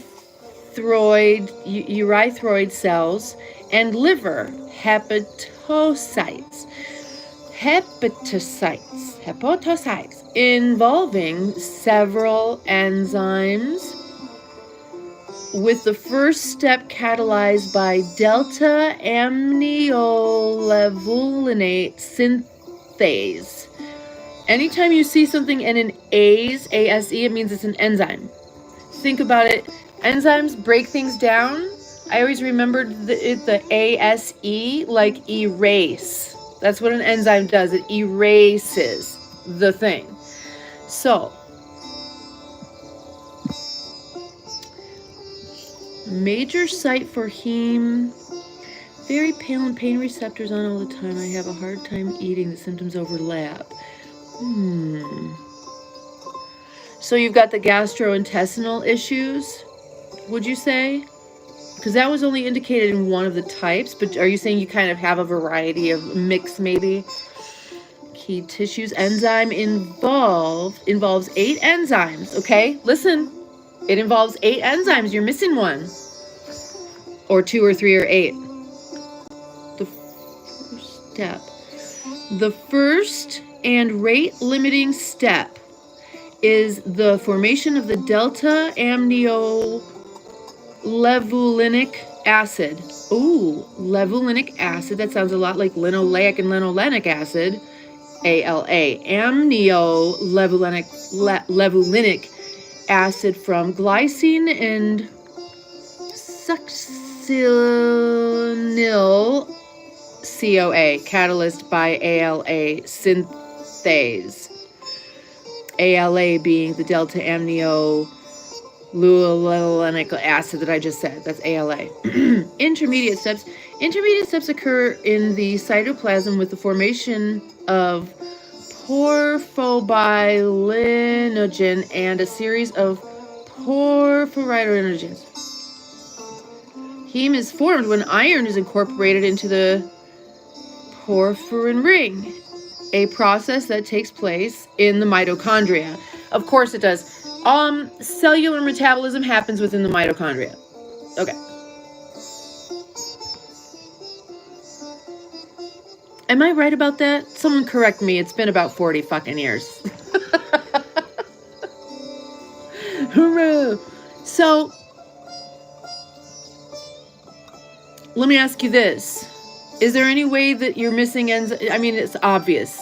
I'm not even going to ask you. You're missing enzymes and iron, maybe?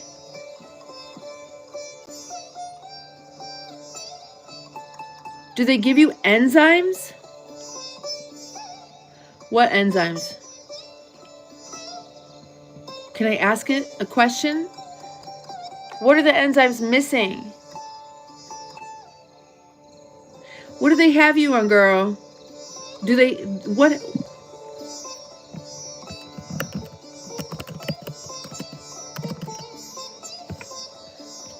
Okay.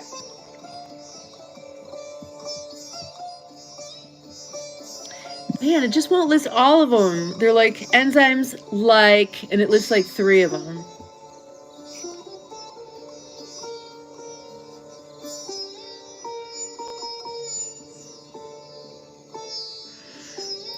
This seems like a really simple fix to me. I don't know.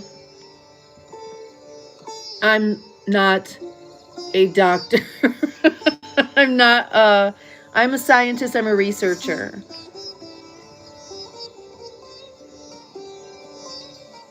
Here we go. You guys, I always tell you, go to those .gov sites. I'm going to show you what I'm looking at.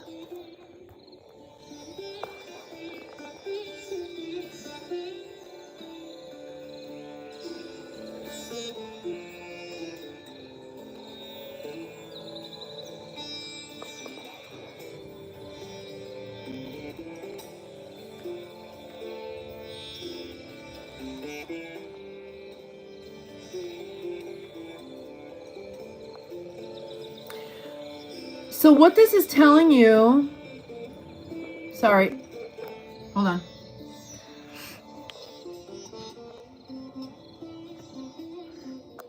Right here. Porphyrin synthesis is the process that produces heme. Heme synthesis occurs partly in the mitochondria and partly in the cytosol. Cytosol. The biosynthesis involves an 8-step enzymatic pathway. Heme biosynthesis starts in mitochondria with the condensation of the succinyl CoA from the citric acid cycle and an amino acid glycine.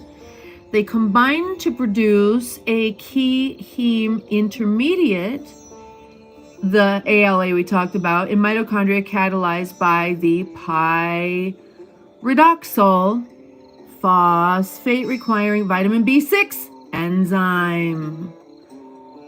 ALAS.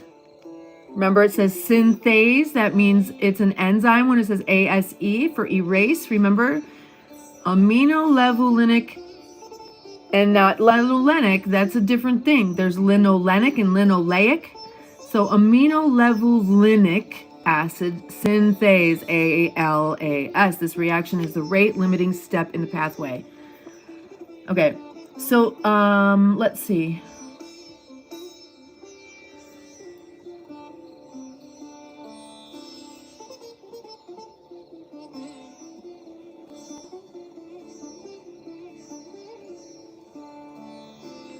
This step is vital as an incorrect porphyrin ring formulation leads to protoporphyria.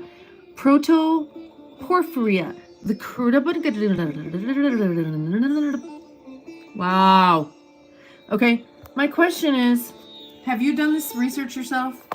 Am I just telling you stuff you already know?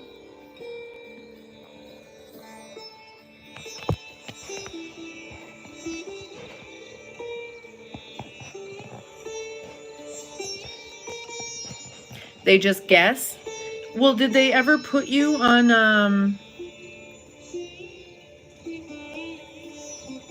are you taking 8 enzymes and iron supplements? Distilled water is interesting. A lot of magnesium. Do they have you on the 8 enzymes required for that process to occur and an iron supplement? Or do they test your iron? And they're going to test your iron and it's going to be normal until you're deficient. It doesn't say if you're like, well, you're kind of low. Like the medical industry is built to say you're fine until it's a disease, a crisis. Optimal health is way, way, way, way, way up here. And they're only going to start diagnosing you by the time you've like gone so far down. It's just the true fact. They're not there for daily living. They're there to put your leg back on, you know? Don't rely on the medical industry to make you well in your body. Of course, if it's life-threatening, yes. Do they have you on the 8 enzymes and iron supplements? I don't know if that's the answer, but it sure as fuck seems like it because of what I just read. I'm saying. You guys saw it. I must know if they have put you on the enzymes. But the thing is that distilled water might make it worse. You need to...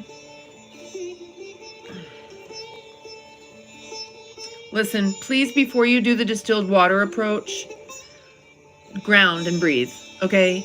That is also a detox in so many vital ways. Do that first, please.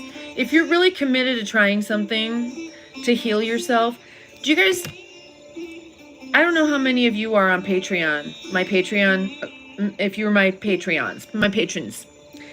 I put up how I found the research from the doctor. Remember, I'm like, God, every time I stand up, I get dizzy. My heart beats really fast. I can't really walk. I get it's POTS symptoms, although I'd never saw a diagnosis or anything. And so I started doing my research and I found this doctor who had a different perspective and was doing trials with some of his patients, just, empirical studies, basically. And he's saying, I really think that XYZ is happening, and what it was is I've explained on the channel before. And I did it for a couple days, and I haven't had that problem since. I actually forgot I was having that issue until I saw that video that I had posted on Patreon. And I don't know if I had made it public yet, because sometimes I'll post something and I think I posted it, and I go back and it's like, I didn't post it.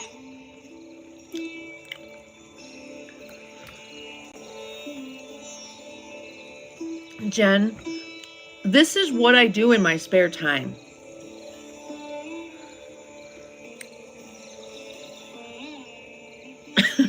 This is why I am as well as I am.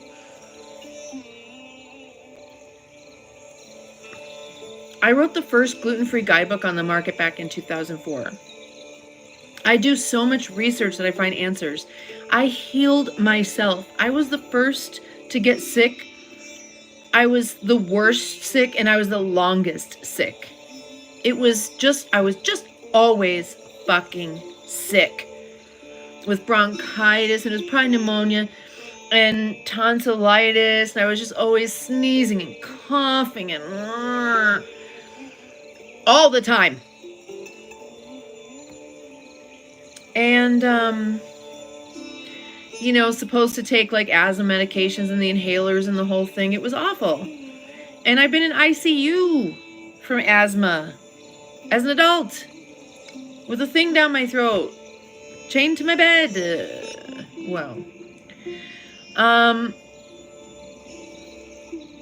And through a course of miracles, I don't have that problem anymore.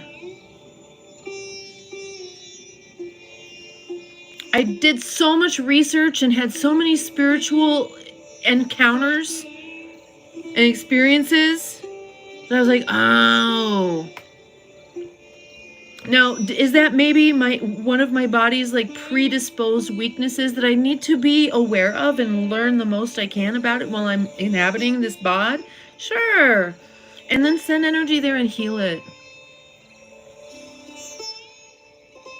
Yeah, I was chained to my bed. I knew you were going to ask about that. The reason is because they were intubating me as I regained a little consciousness, reflexive. I do remember one. I came awake, I guess, at that point. I had passed out because of lack of air. I suffocated, passed out. I lost consciousness.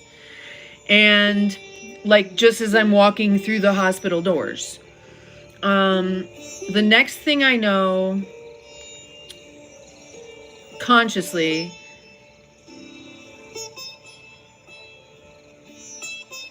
I just remember the vision, the opening my eyes. Apparently what happened is they were intubating me and that shocked me awake, or I just regained consciousness, and I, like, because I flailed like that, I yanked the IV out of my arm and bled all over the place and some lady's hair, and they had to restrain me, and I really couldn't tell you if they sedated me or not. I suppose so, but I was still awake at that point. And I'd never been intubated before. Oh, I remember I actually regained a moment of consciousness before I was intubated, because I looked up and the guy was standing over me with one of those bags where they squeeze air into your lungs. So my face was covered. He's squeezing air in and out of my lungs. And I was like, oh my God. He's an angel. And then I passed back out. And the next thing I know is the next thing. And then the next thing I remember after that is laying there completely naked. They cut my clothes off of me on a hard, like, metal. I don't know. It felt metal to me. A cold emergency room table, completely naked. They're all over in the nurses station talking about a party they went to together, all of them, and talking about me.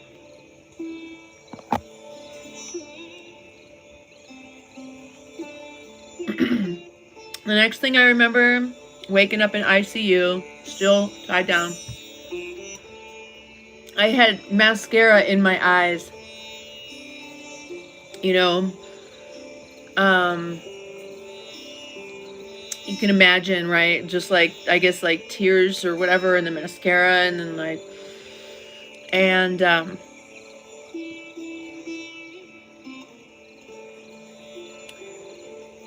I was intubated, so I couldn't speak. And the nurse couldn't see what I was trying to point to or whatever. I'm pointing and she's like, yeah, I know, you got a tube down your throat, Bo. I'm like, no, that's not it. So I started sign languaging to her. And she's like, I don't read sign language. Well, I would imagine by law she's got to go get someone to interpret that shit, right? Accessibility, not then. It was that would have been like 89 or 90.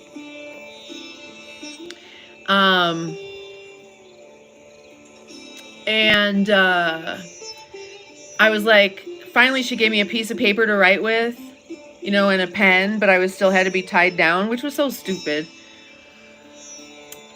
And I told her I had makeup, my eyes hurt. I had makeup in my eyes. I need to clean my eyes out.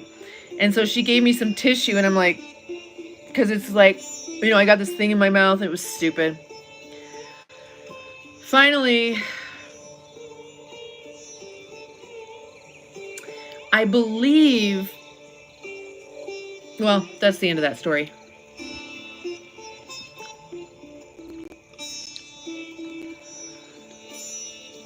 That's what happened. Obviously, I lived.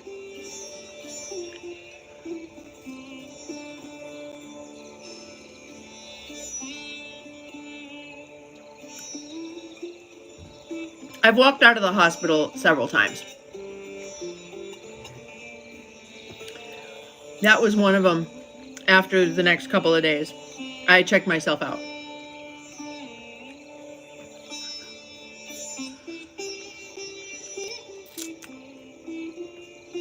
Abruptly.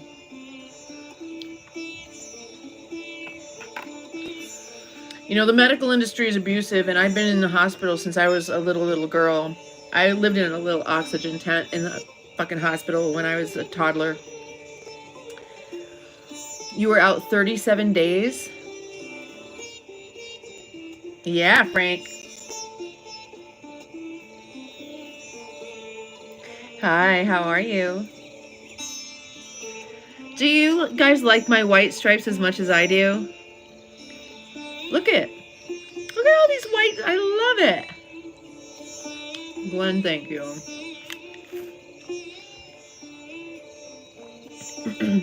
I'm really blessed to have you guys all here. You know, I was thinking the other day about how fast the channel was growing in August and how it freaked me out. And I really identified what it was.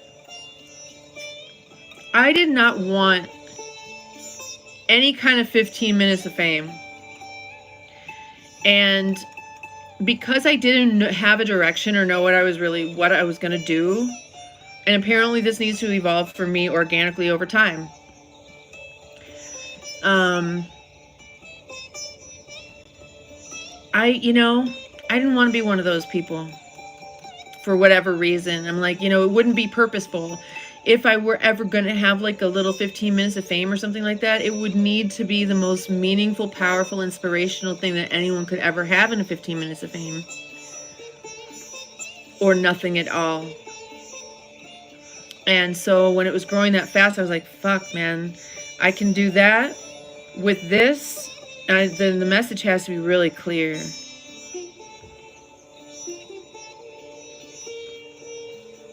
Hey, Alan. Oh, God, Father, I know you went clubbing. I love it. Glenn, people sometimes tell me that. I appreciate it. I've taken very good care of myself, but, I didn't get braces. This is my natural face, exactly how it came out of unconsciousness.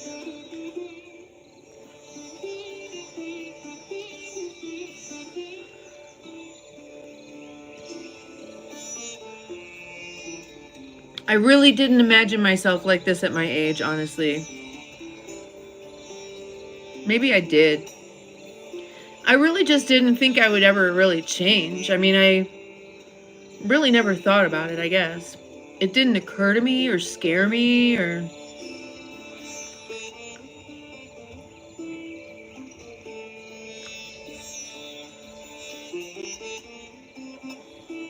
Oh my God. Jen, I'm sorry. I really, really want to know what those enzymes are and where you get them. And I still don't think you told me if that's what they're giving you.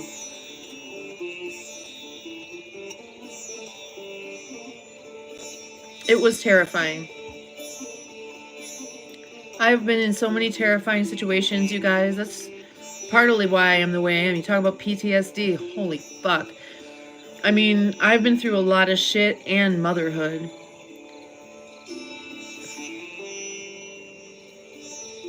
You guys don't even know the shit that's happened.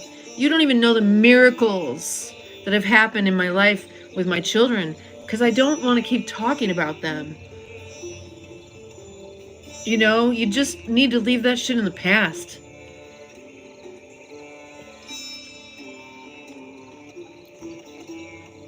Right?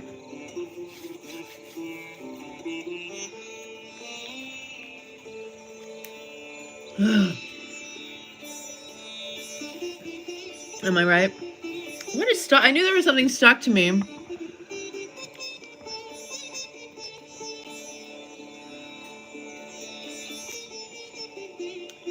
Help! It's stuck.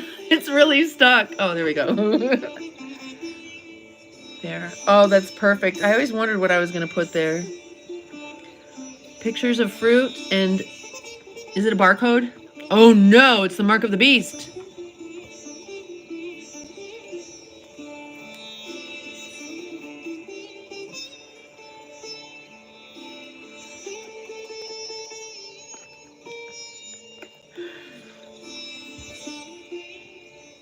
Westman. Thank you. That's my jam.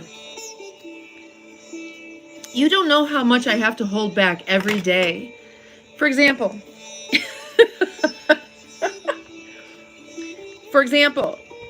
there was a lady sitting next to me on the sushi bar the other day. And she was having a conversation with the dude next to her. They work in forest services, and she's got to get up really early at dark 30. She said 1400 hours or something. And no, that would be like 400 hours would be 4 a.m. 400 hours. 14 is like 2 o'clock in the afternoon, right? So,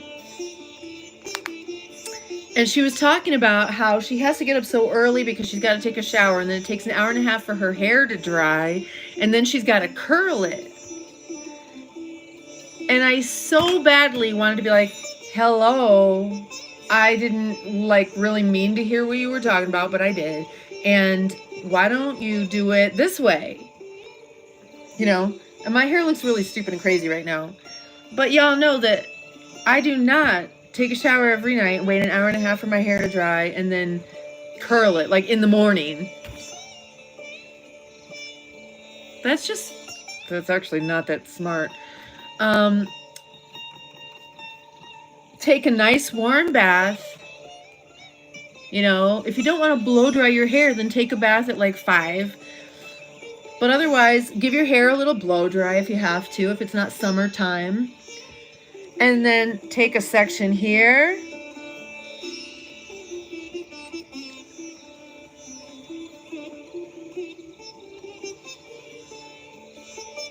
Run your fingers through your hair until the knots are out. Don't rake a brush through it. It breaks the ends off.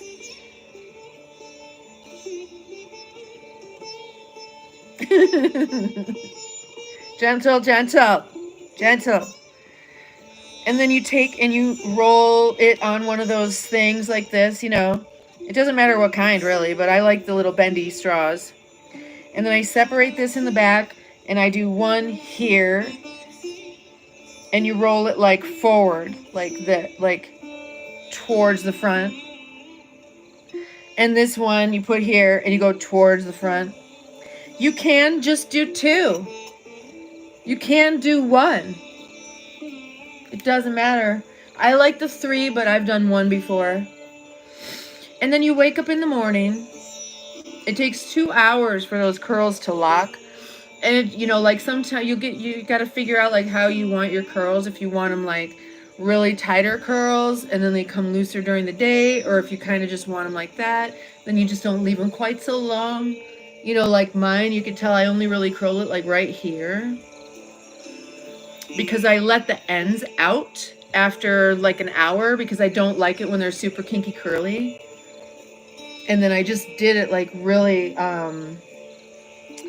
down here. I didn't really twist it like a lot at the scalp. I just kind of like wrapped it and then started twisting it, because see, it spirals when you go like that, right? And then you don't have to go through all that funny stuff, and you just have wavy hair, and then you just, you know, take care of it and put it back up the next night. And you really shouldn't, unless you're like mud wrestling or something like that. I don't really know why your hair would be getting so incredibly dirty. If you have like a construction job in LA on the 405 freeway and it gets full of like precipitates from the vehicles and concrete or something, concrete dust, or I don't even know, then you should probably put your hair up in a bonnet under your hard hat so that you protect it and keep it clean. And same thing with your skin. I mean, my God. But most people really don't need to go crazy with like, oh, I need to wash and condition my hair, or wash my hair every single day. That's too much. You need your natural oils to go down your hair shaft to nourish your hair. And if you have like oily hair at the scalp, you're kind of lucky, you know, work it down under the hair shaft. I really have to go. It takes me like a week to get oily hair.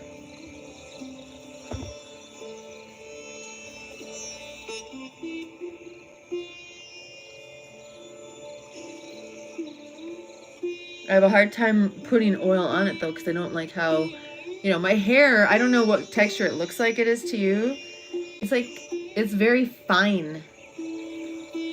I have thick hair because I've got a lot of it, but it's very fine. It's not coarse. It's really, really soft. Like, it's super silky.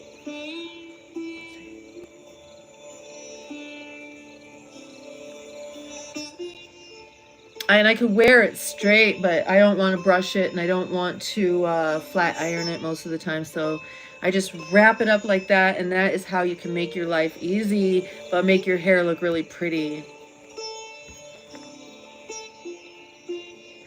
But that's because I just told you, like, I'm careful with it. You know? It's taken me a while, you know? I had to figure out what to do, and that's why I'm sharing this with you. Because that's what I had to do. I had to stop cutting it, first of all. I had to stop brushing it for the most part. If I brush it, I do this first. I get all the big knots out of it with my fingers, and then I'll gently, gently brush it. So, we're boring the boys. I'm boring the boys. Funny. It's like at a party, the girls are in the kitchen talking about hair, and the guys are drinking beer, watching the game on the couch.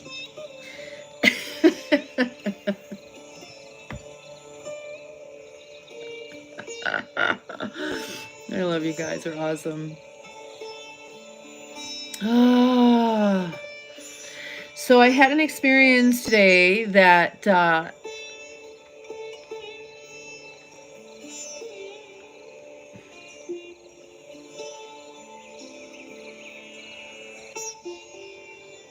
it was really interesting.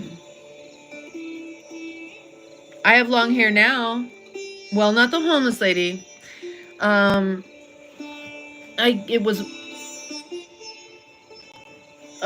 It had to have probably been when I got back.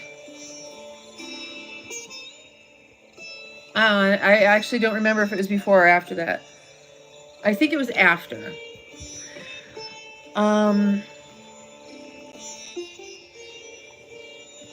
In the garage, talking about power tools. Yeah. Well, that's variety too.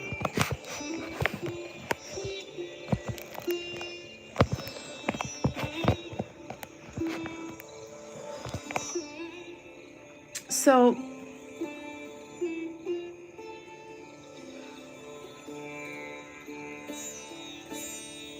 what was I going to say?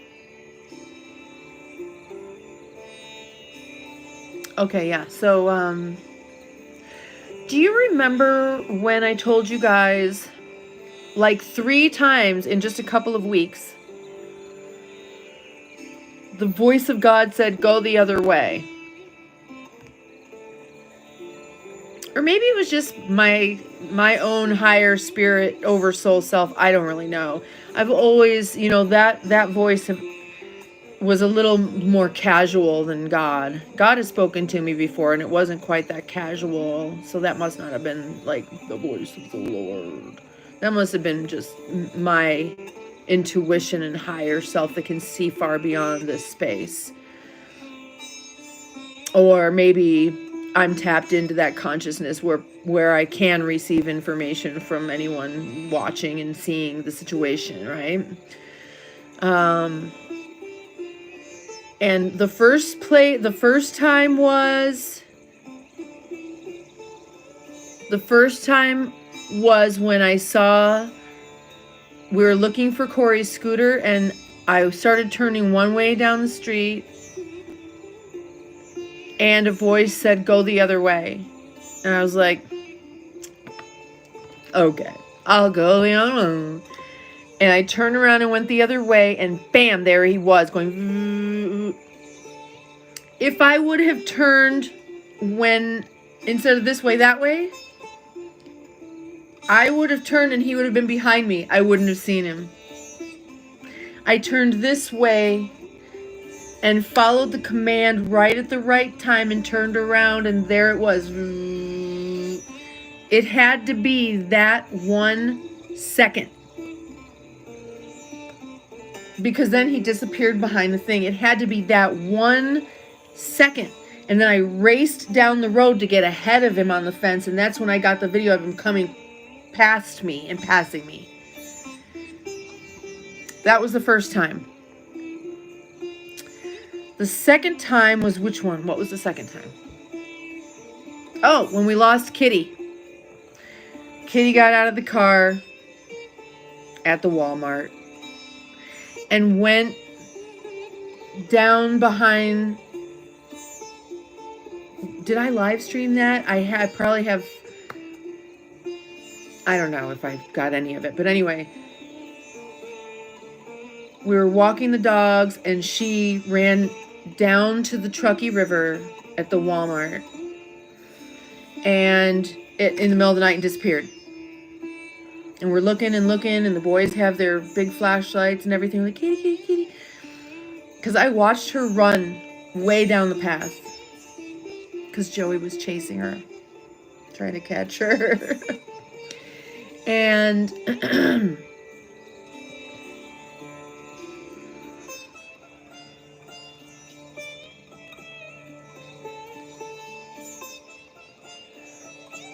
oh, I remember.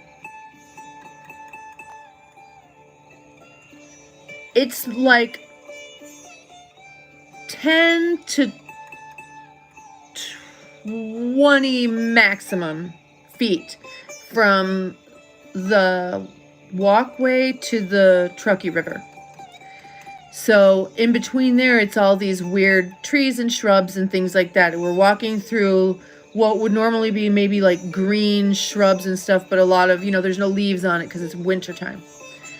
So we're going through there. Look, I'm looking and we're calling the three of us. And out of the bushes, I see this old ass hand go, "It went that way." And I was like, "Oh my God, thank you so much. I'm sorry to disturb you. Hope I didn't wake you up." And I'm looking, and so we walk. And we're not finding her and everything. And so we're kind of centrally located at this point between this way and that way. And I just walked back up to the path. And how did it work? I came out of the brush and I thought maybe I'd go walk under that closer to the bridge. And I think I was conflicted of if I should just go back to the car or whatever. And that's when I heard it the second time. Go the other way. Now this time I got Shadow so that he's a plot hound.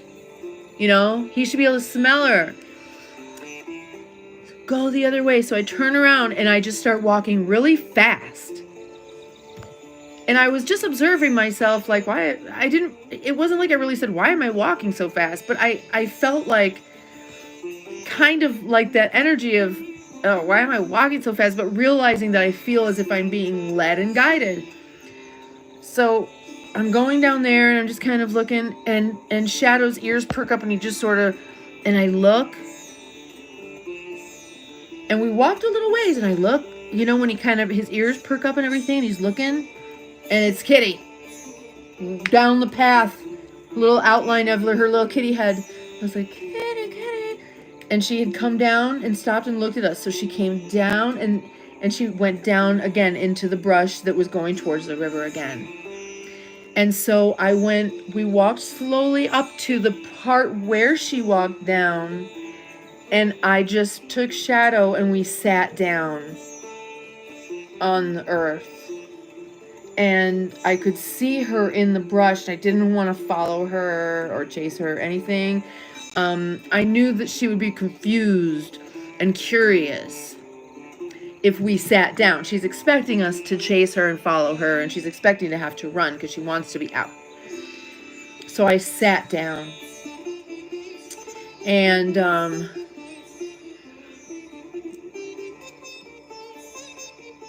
so, hey, serotonin. And so it worked. She came up to me, and I just picked her up, and we walked back.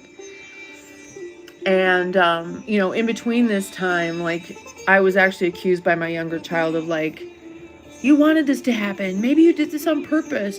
Because I was like, you know what? If she gets out, is stupid, and I'm not chasing her, and you know, and that was like my attitude is like, why does she keep trying to run away? Like, if she gets out, I just can't. Of course, I didn't want that to happen.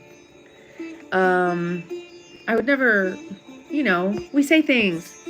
So she got out, and we did find her. Now, the third time it happened was when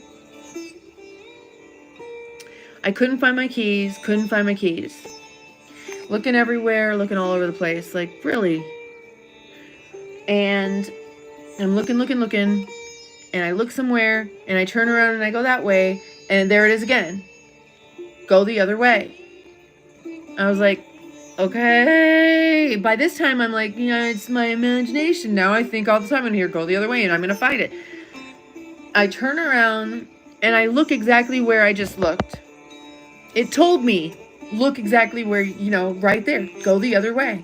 Because that was the only thing that was there if I went the other way, was the thing I was just looking at. It was this. But it was sitting on the fireplace that you guys have seen. This was sitting on the mantle.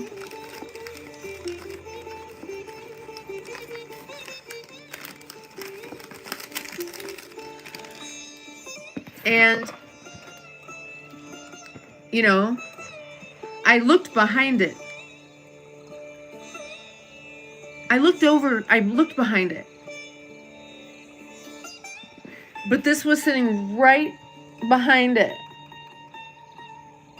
So even though I looked over the top of it, I couldn't see it.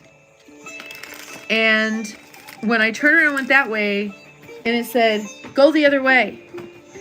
And I was like, and I went, and I literally just frustrated, like, picked it up, like, see, it's not there, and there it was. And I was like, man, really? Because I was sure that was just, like, my imagination then, you know, because it happened twice. Well, that was the third time it happened, and it was real. So today, I just got up and walked out of my house, down my internal sidewalk into the corner, and I was just guided. Just stand there and watch. If I stood there and here,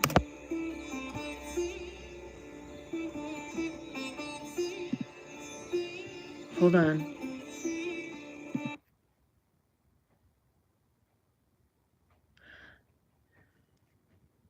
I have never heard this little dog screaming.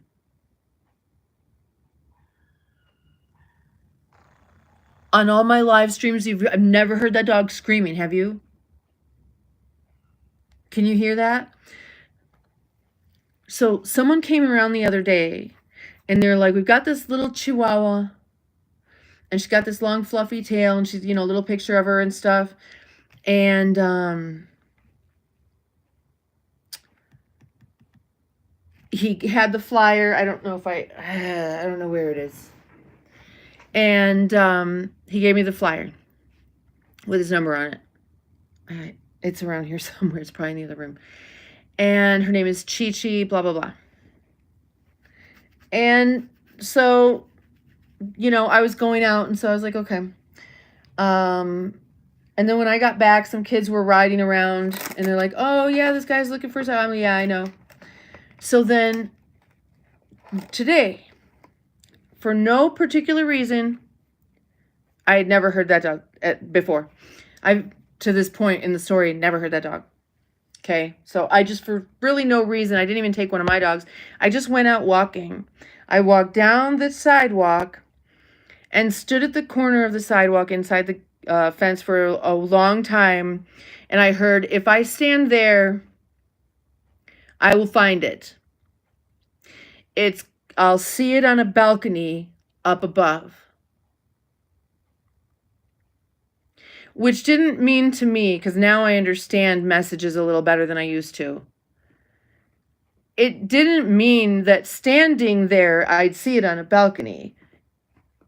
It meant stand here and look this way, and you will see it on a balcony. Two things not necessarily related, but they had to happen. I had to stand there on the corner. And then I started walking down around the corner away from where it told me to stand. And it kind of was like I felt like it still wanted me to stand there, but I kept walking this way a little bit. And then, if you guys were on my live stream where I took you down and showed you my new neighbor's patio where she got angels and stuff all over, well, she drove by me going this way. And I was like, of course. Of course. I've never seen her driving before. I don't know what she drives, but there she is going this way in a car because I'm supposed to be going that way. And I went down just a little bit more this other way, and I saw a garage door that was open, and a little animal could go in there. I mean, it was open like this much. And you can see there's like junk and stuff in there. It's just gross. I don't even know what the fuck. And I'm like, it could have gone in there. And I just said its name. I'm Chi-Chi, you know, just really, really quiet, Chi-Chi. But I really felt like I should go the other way. So I went back the way I came.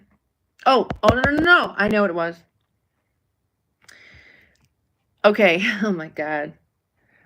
When she passed me going that way, and I kept walking, and I saw that garage, a dog started barking really loud, like a bigger dog. And I thought, that's interesting. And then I kept walking, and I heard a little dog that sounded like it could be a chihuahua. And I was like, okay. So I turned around, I went back the other way, and they stopped barking. But I kept walking back to the corner where I was guided just to stand there and watch. So I just did that for a little bit. And when I was doing that, I had a very distinct feeling of, it was like a physiological, like a feeling, like my heart rate seemed to kind of change. My breathing it was like a really super energetic, weird feeling. And almost like I was grounding. I did actually ground when I took the dogs to the dog park earlier, and it was amazing. I didn't ground with my feet on the ground. I actually, oh, this is going to sound so weird, you guys. I am really, so this tree called to me, this bush tree thing. I was standing facing this way watching the dogs, making the short videos that I just threw up there before this live stream because it's a good thing to do. And I perceived that I was standing right in front of like a fir tree thing with its arms coming through. I perceived that I was standing in front, like I could sense behind me, and that it was wanting to ground me. It like grounded my shoulders. But when I turned around, it was not that at all. It was some tree with like yellow leaves and stuff. And I touched it and I looked down this way, and it's the fucking tree that I imagine was directly behind me, grounding me on my shoulders. Like literally, it's this weird fir tree going, ugh. And I was like, you gotta be kidding me. So I walked down there. It was like 10 feet away. And I walked down there about 10 feet and just exactly backed up on how that vision had kind of been in my mind. Like this tree is sending me like, I really want to touch your shoulders. So I go and I stand under this tree and with its little hands on my shoulders, and I was grounded in that moment. If you don't know, you don't have to put your feet on the ground to ground.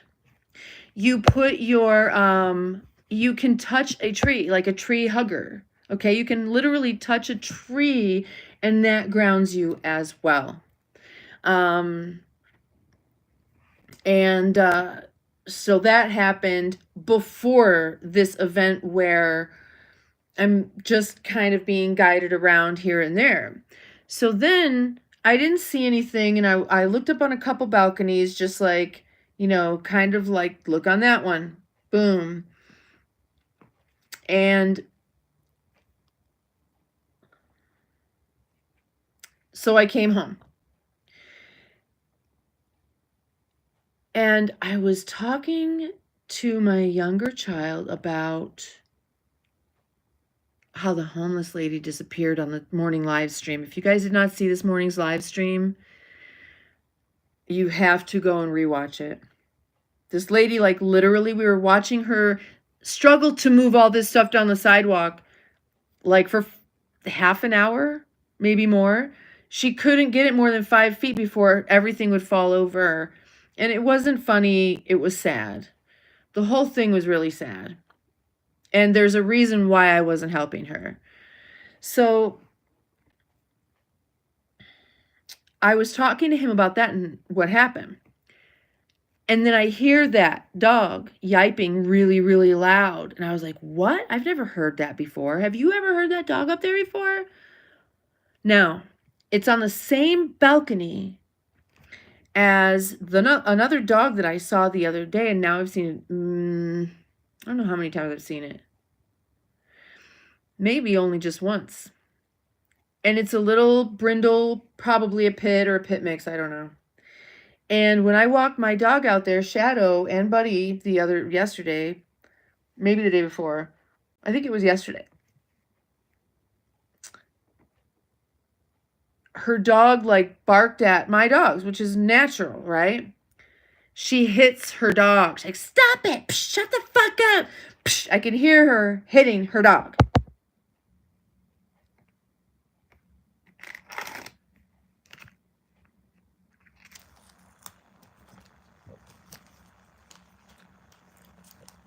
You know why you think it. Yeah, I think it was more than 45 minutes. And it's so interesting because that bike she was riding was a beautiful Schwinn mountain bike that was sitting there at donation when I dropped off my donations yesterday. That I've got the slip around here somewhere. It's probably on the kitchen counter. I dropped off donations yesterday and I saw that Schwinn bike sitting there. Gorgeous.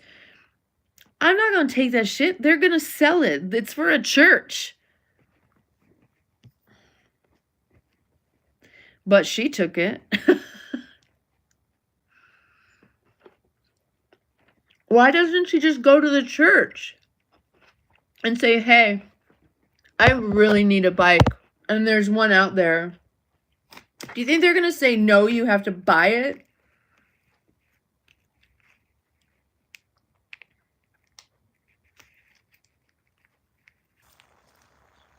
I'm going to eat this whole thing. How much do you think this would sell for?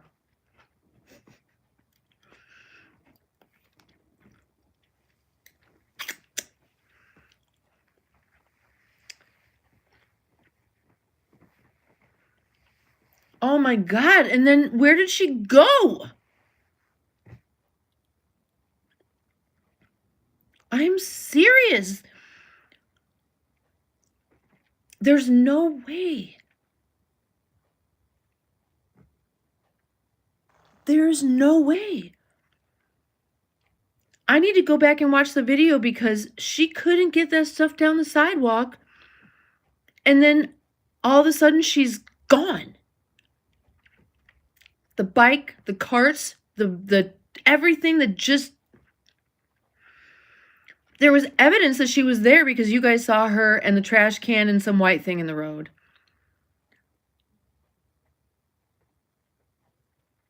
It was open. No, they were open. Weren't they? No, it wasn't open, was it? Well, they were probably at church because it was Sunday. It's a church thrift store. And she probably knows on Sundays she can just go take that stuff. And that's really sad. But how long did it take from seeing her to me driving around the corner couldn't have been 30 seconds.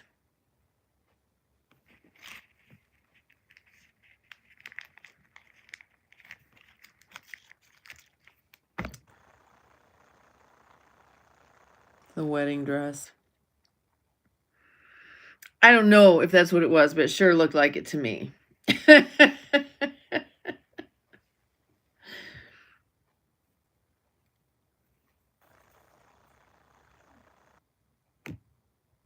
So I told my child about this. I wish I could repeat the exact words. That event was only programmed to be to that point in time. That event was programmed just to do that, and then it was over.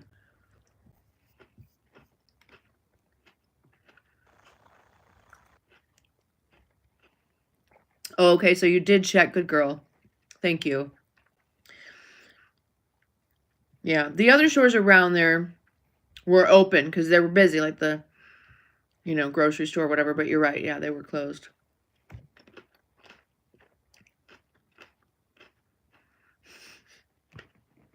I'm just so curious now. I mean, you guys saw it. I'm grateful that you saw it because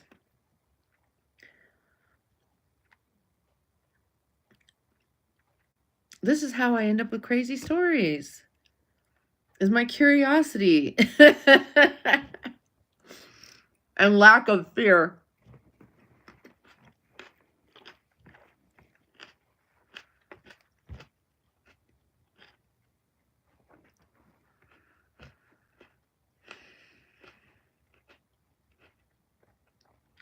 I'm going to have to go back and look and see. And I know it's not like she crossed the street because she brought everything to this side of the street. So I know somewhere.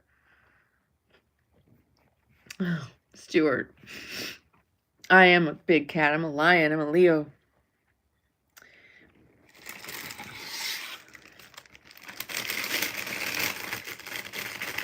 Every life. Sorry if that's loud. Every life is a crazy story. Hi, Bailey.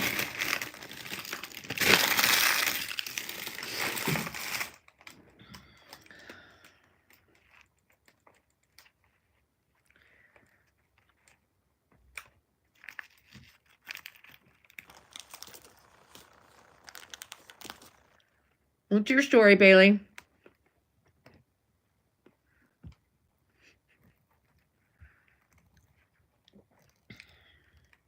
Where are you from?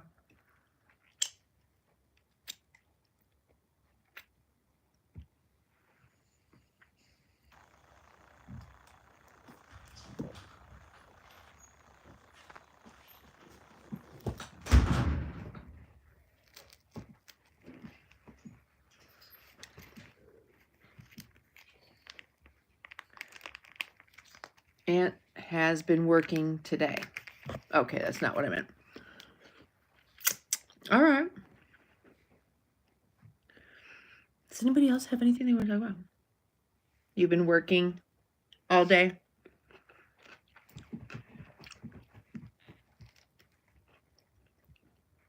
What do you do?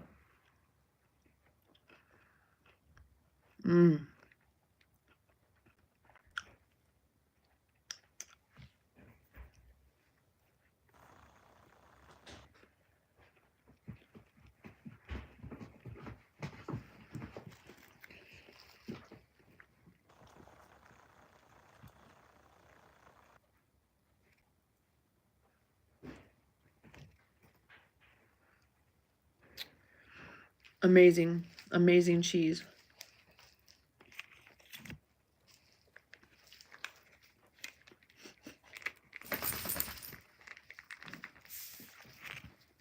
A mowing business. Okay. Do you do a lot of mowing this time of year? Oh, you got booted out?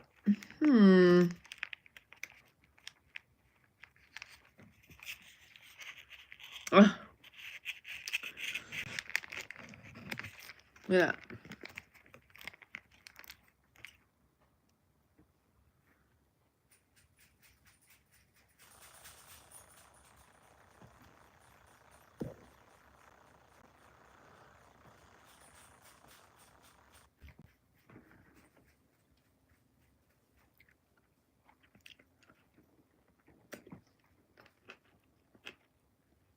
Hmm.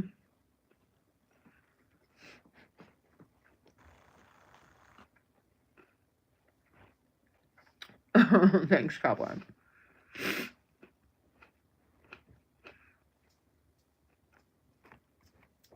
All right.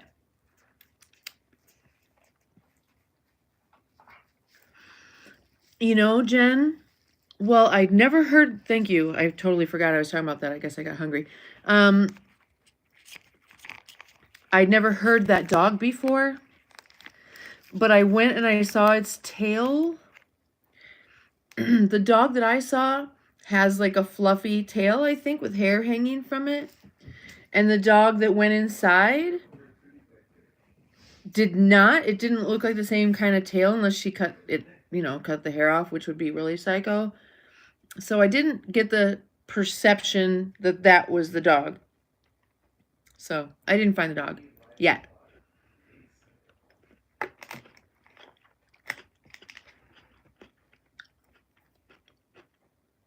Will somebody tell Jen to refresh her browser? I think, Jen, are you behind in the chat a little bit?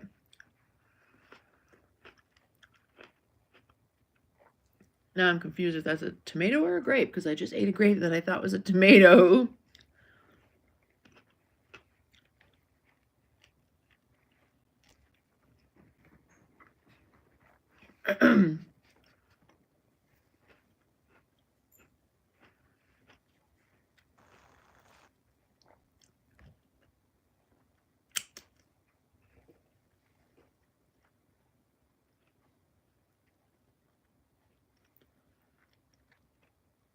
Is that eggplant?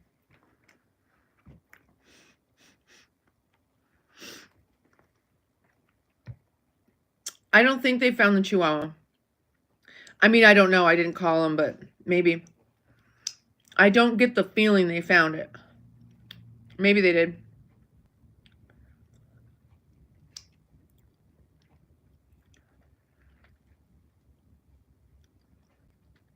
Is this like ASMR?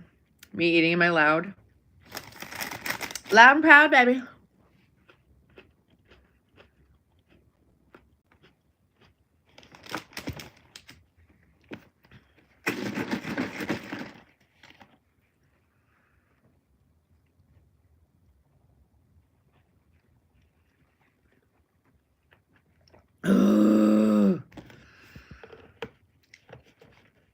This is why it's easy to take me camping. This is why it's easy to... I'm so simple.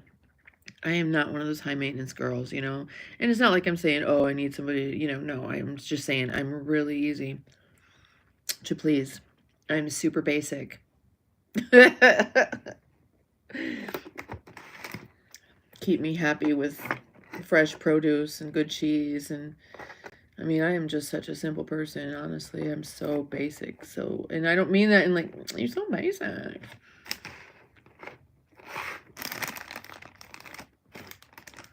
It's just the basics. That's all I need is just the basics. You really hope we are not in a simulation. Okay, well, you aren't a simulation. Okay, that's what you really need to know. You have projected yourself down into this space from your spirit light. You've projected yourself into a body, okay? You aren't the simulation, your spirit self, but your holographic self is created by your spirit energy, and you could call it, yourself here a hologram. You're hollow.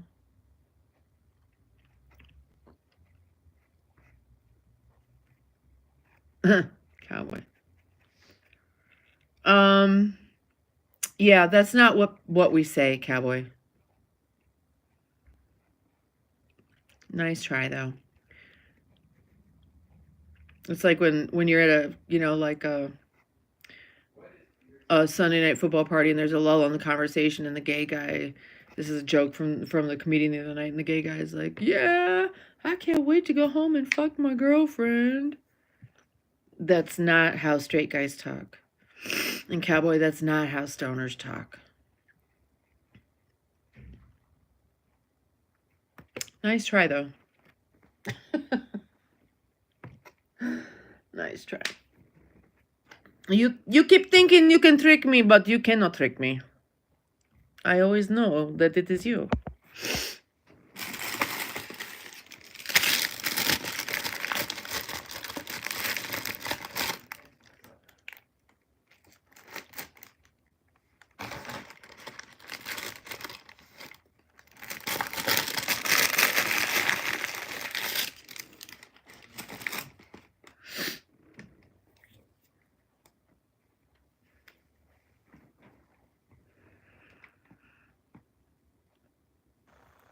Sattvic. I don't know. Tell me. I've always wanted to know my dosha. Is that what you mean? What is Sattvic? I know the term, but I don't remember. Thank you, NB. I am. I love you guys, and I love the Lord for providing this food for us to enjoy while we're here in these crazy little meat suits.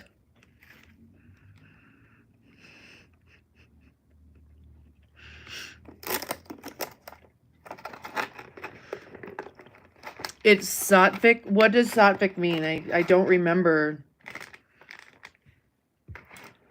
I've got grapes, tomatoes, avocado, sourdough bread, and tangelos, and chocolate oat milk. And I can't ask Alexa anything because I haven't figured out how to. She abandoned me, basically.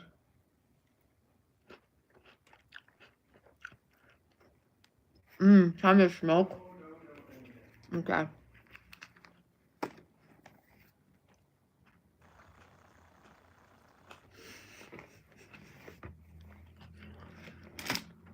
Dog woman, be quiet.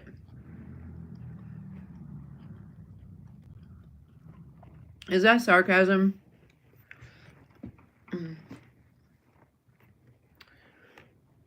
Wait a minute. Everybody refresh your browser.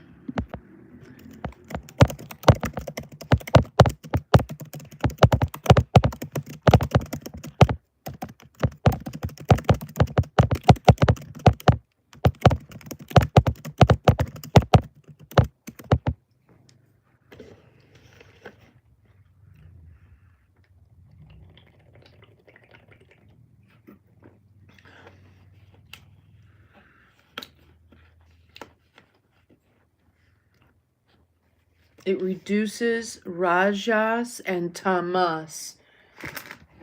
Rajasic and tamasic. Yes, these are terms that are in here and that I've read about before. I mean, like I've read, I don't know if it was like in Patanjali's Yoga Sutras as well, or if it's just that I read it in here.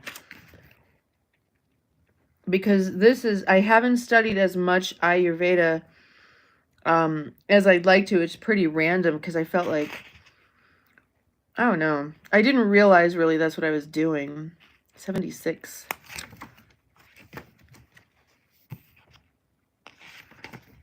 Fresh, pure, illuminating foods. Oh, absolutely.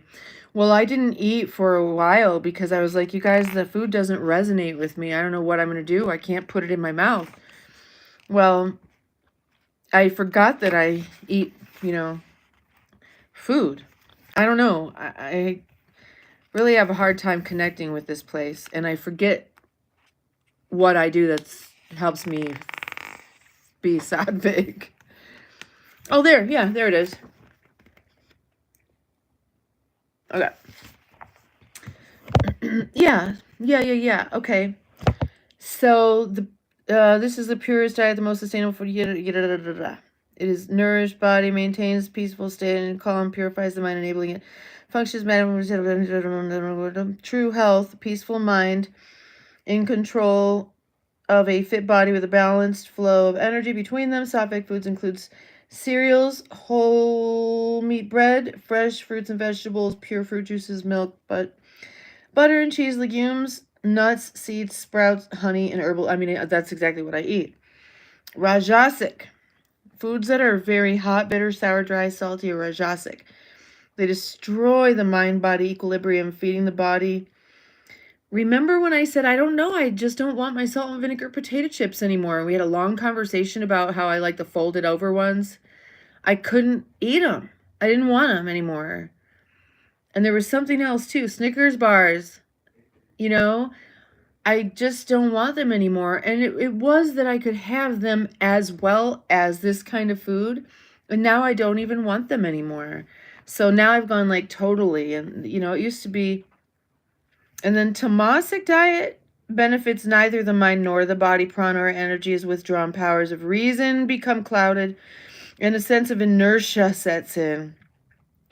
The body's resistance to disease is destroyed. And the mind filled with dark emotions such as anger and greed. Tamasic items include meat. You know I have to eat meat sometimes. The other day I had like a pound of ground beef and felt so much better.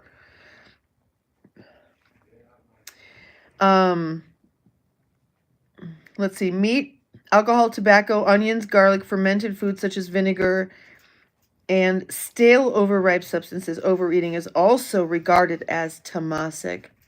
So, and I do wrestle with the fact of meat because I know and I feel that there's densities. It wasn't really my taste buds. It was the quality, the value that I was gaining, and it just didn't resonate with me. I love the way it tastes. I just didn't want it. And that's the problem. Like, I could go to any fast food place and eat their food, and I'm like, this tastes fucking great. I don't want it. I can't eat it. I cannot put it in my body. It does not resonate with me. And so when I went to the store today, you know, I got the stuff that I get.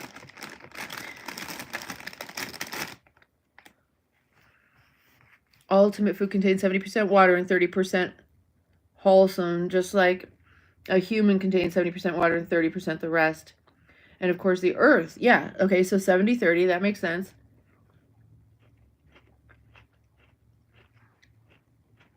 Jezebel. Yeah. It's the stabilizing your blood sugar. Fasting is so amazing.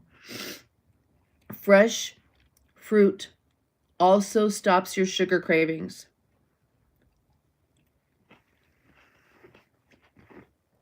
Fresh fructose stabilizes the glucose roller coaster.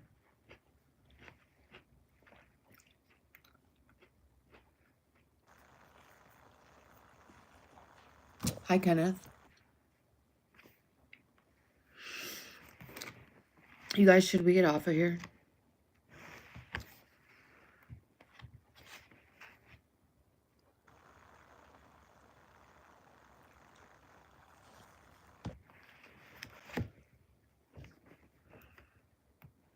You press sugarcane with a manual machine. Interesting.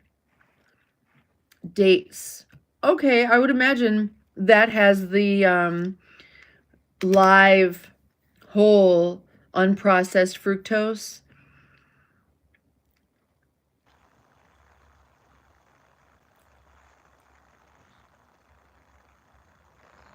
Sour and sweets. Yeah. Juice, sugarcane. Oh.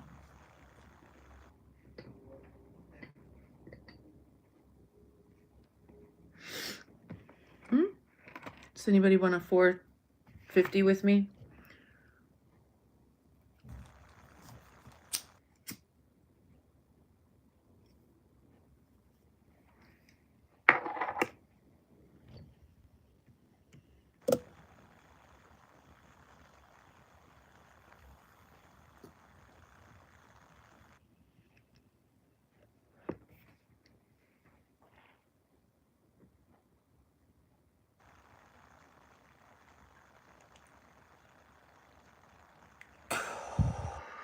interesting, Jed.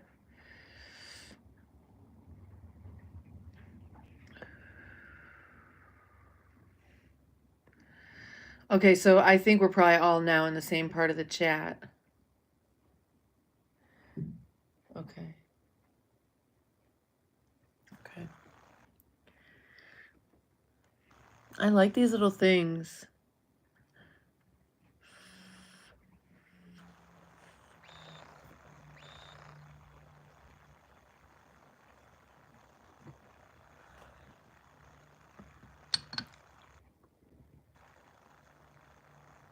Yes. I'm in love with Mary Jane. She's... I can't even sing without the music. My main thing. Cut up and butter pop.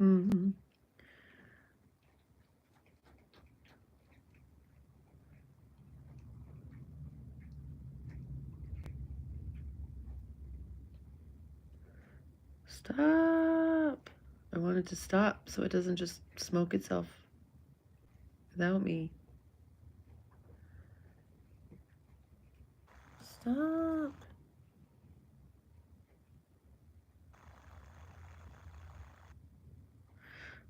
All right.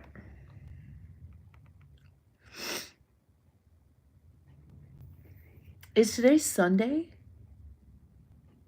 or Saturday? Sunday. Mary Jane. Called Mu. Cannabis is a sacred plant, poison, or remedy. Interesting, Omerta.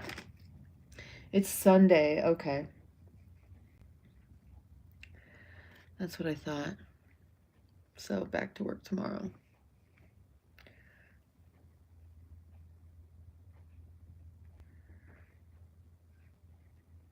Almost Monday. Yeah, you're pushing it. Oh, Stuart. Oh my goodness. I got up at very early this morning, like 5:20, and I was like, no. I went back to bed and missed my 7 a.m. live stream. And I went to bed at like 8 p.m. I think. I got a big knot right there. And see, if I had just raked a brush through it, one of those hairs would have broken. It wouldn't have just unknotted it. It would have broken one of the hairs. This is one of the main keys to growing your hair long, aside from putting it up and sleeping with silk on your hair. You know, you got to be very gentle. Protect it. 8 minutes. What do you mean 8 minutes? Good for me what?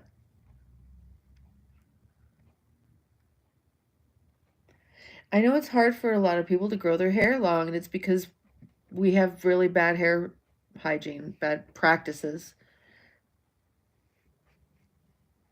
I'm married to the Lord, Zach.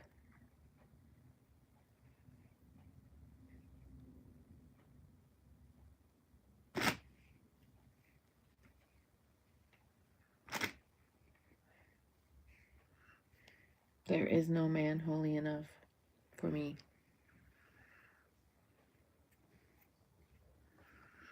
Is there?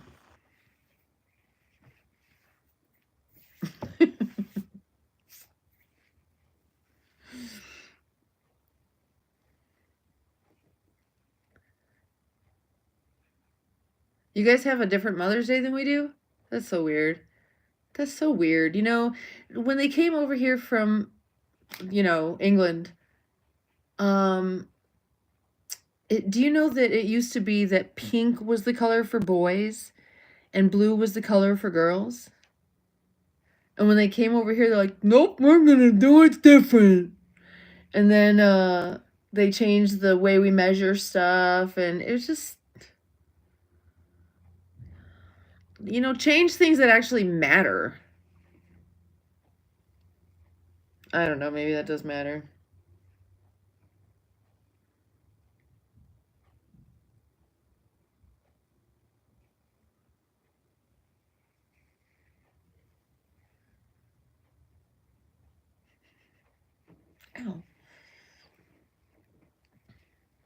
I feel like I need to just, I'll show you how I cut my hair.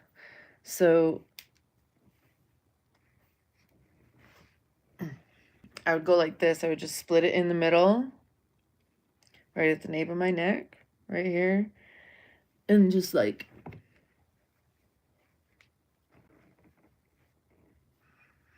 you just bring it forward like this, and you just go like that, you know? And you can see, like, if you need to trim any of those ends, just really gently. And you just kind of make it go straight across. Like, I could take off, like,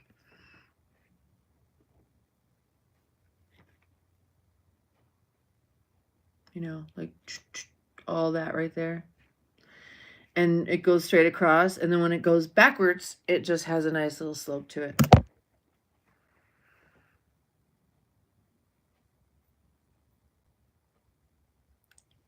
I love pink on guys, though. There's different kinds of pink, too. You know, like a really pretty coral. Frank, we'll see you later, honey.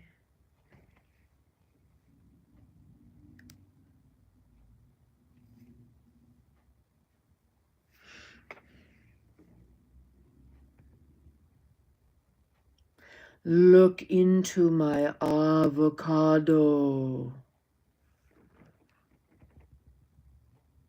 That is my favorite color. That color of green.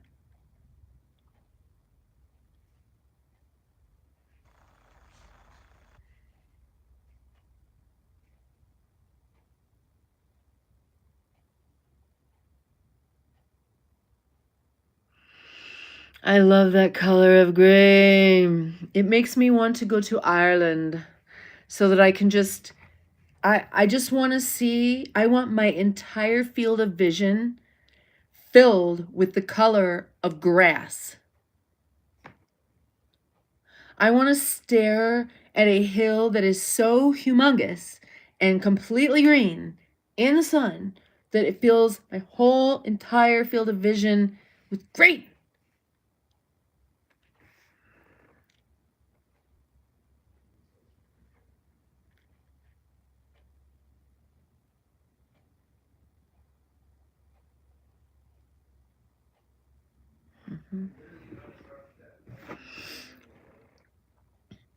I used to actually take a shower with the green light bulb in my bathroom. I loved that.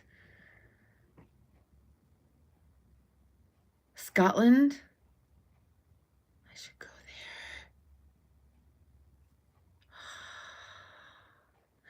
there. And my favorite color combination is grass, green, and sky blue. Those two colors together are so beautiful. And then add white and dark brown. You could even go like a nice sand or wheat color. You can go with a nice gray. Think about the color of rocks, any kind of shade of rocks. If you want the best color combinations, just look at nature. What colors do you see together in nature? Those are the ones. Yeah, God's colors. Emerald is a cool color. So that's right here. This is emerald. Whoa.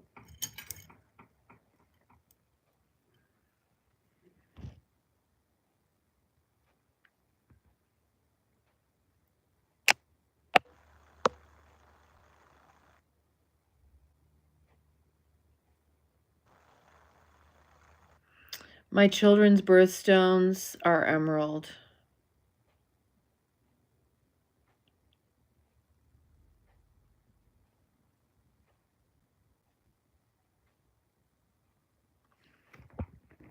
I just took it off for the first time in a couple months, it seems like.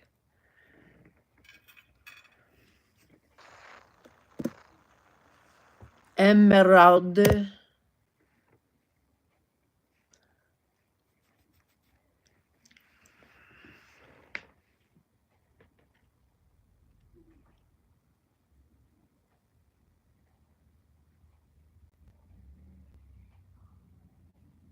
I'm just listening.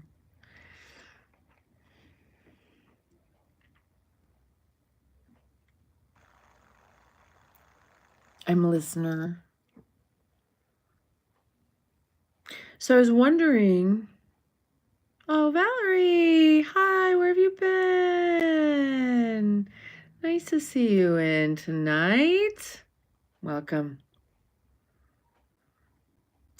Opal. Well, what's that? What's your birthstone? See, it's interesting because the birthstones coincide with the month, not the sign. Well, wait a minute. Now, I know that there's two different ways, and one of them is astrological, and one of them is just like jewelers. I think, no, my moon sign is Aquarius, though. So, being my age, you would be able to see a lot more of my moon sign materialize in my real life. Oh, thank you so much, Valerie. How are you? What's going on? Where have you been?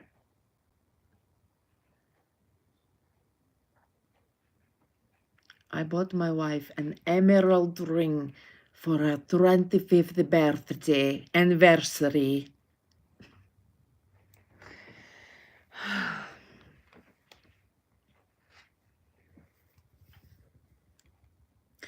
Well, so what did you guys think about? I really, really have to know. Did you already answer me? I should just go back and watch the beginning of the video. Like,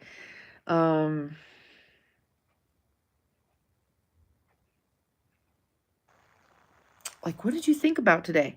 The earlier live stream. I mean, what did you think about it? I don't know. Never mind. It doesn't matter. We should probably go to bed. We should probably just go the fuck to bed.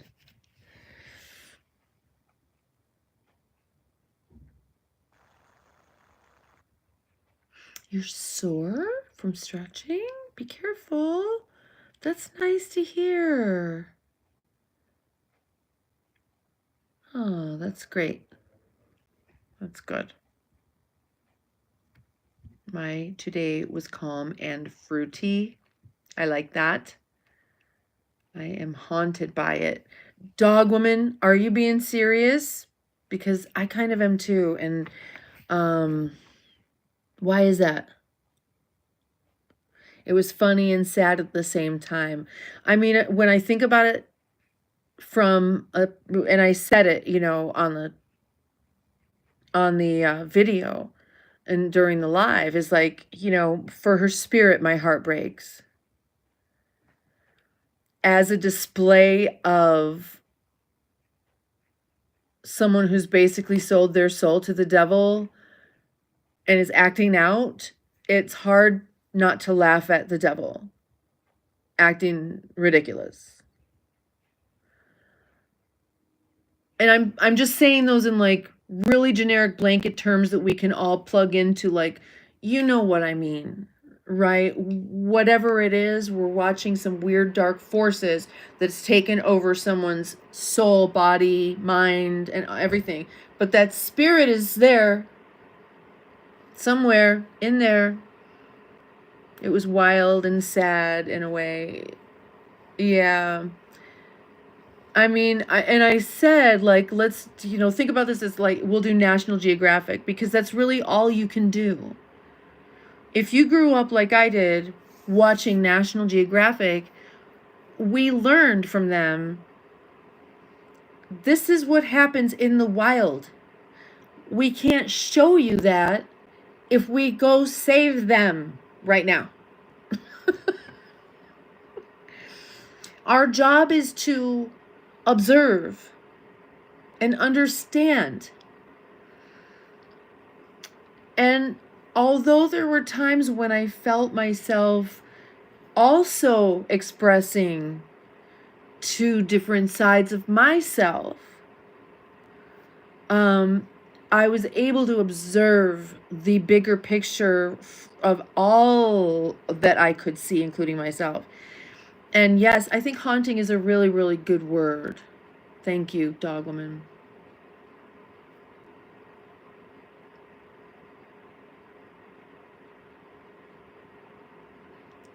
Call a Catholic priest.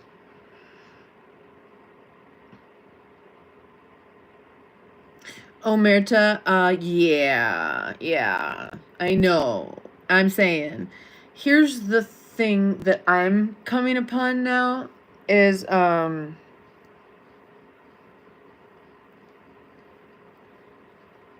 because I totally get it and prefer it. But at the same time, I know I have a calling, and it requires a little bit of that peopling, but in a very specific way. I mean, Godfather, right? I mean, that's like the normal way to look at it. Yeah, right? No, right? Some people, you can't save and help people, you know? Need to enter the music world with an instrumental music, yeah. Yeah, music is, make sure it's music that feeds your soul. Yeah, it really should feed your soul with spirit. Fill your soul with spirit. Soul and spirit are not the same. Your soul is not your spirit.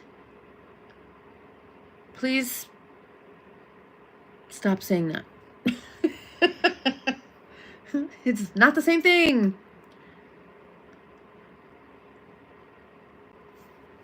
The Lord breathed spirit into Adam's soul. The soul is the body. Godfather, good night. Should we go to bed? Should we go to bed?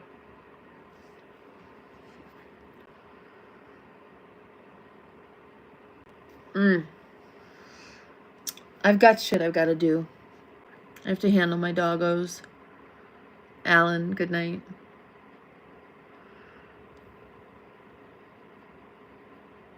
Yep, we're out of here.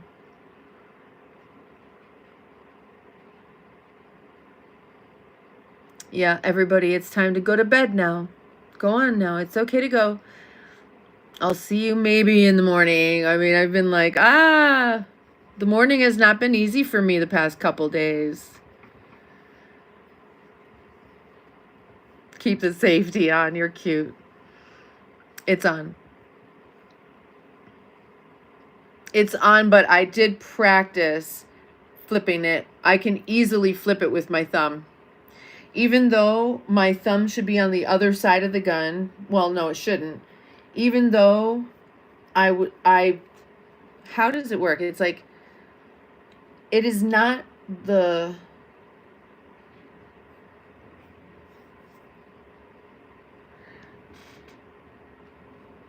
I don't know, whatever.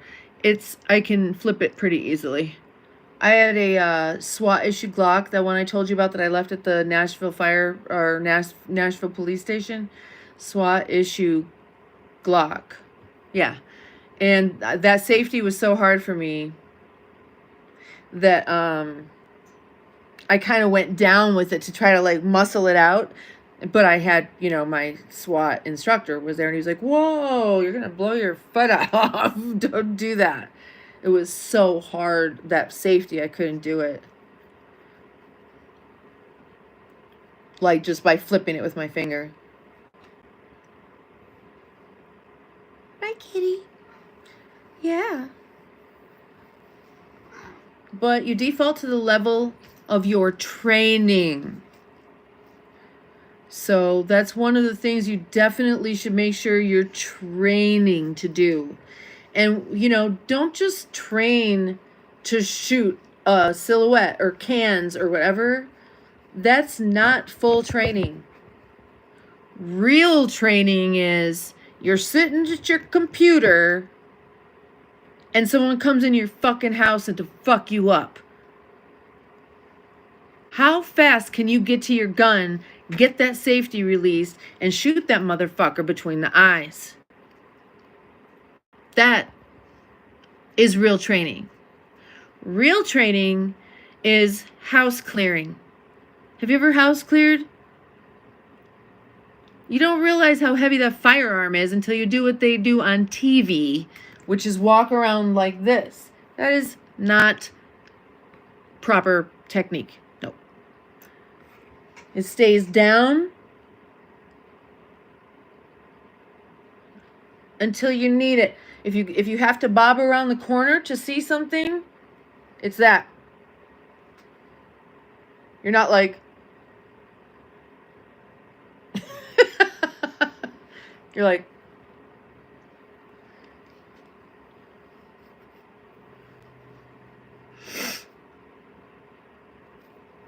so, and it's not a good way to put it. That's how I was trained by my SWAT instructor.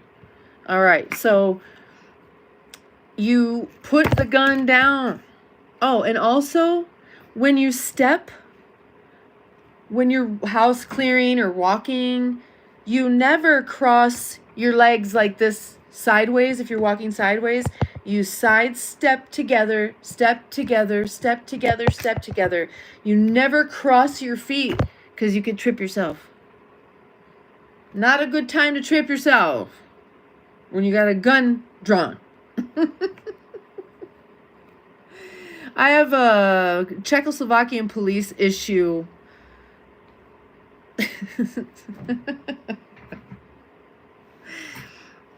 Yeah. I don't have the SWAT gun any longer. I told that story earlier in this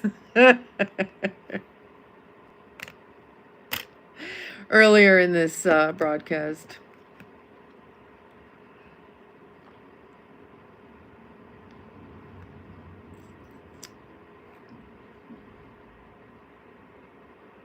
I'm in the United States of America. We've got a Second Amendment just in case that government decides to go tyrannical. We're going to say, oh, I don't think so, with our guns, because that's what the Second Amendment's for, is for if your government loses its fucking mind. That's what the Second Amendment is for.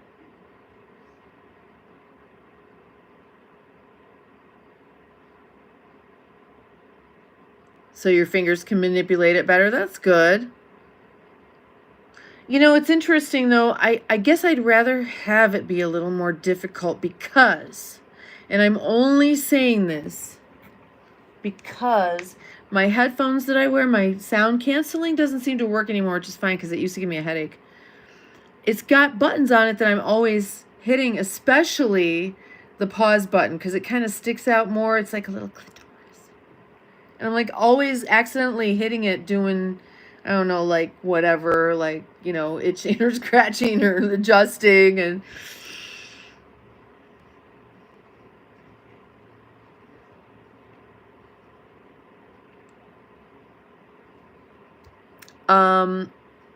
have I shot an AR? No, I haven't.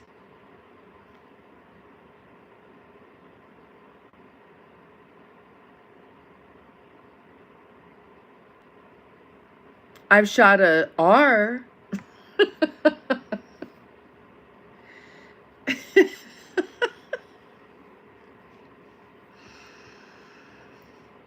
I do have, well,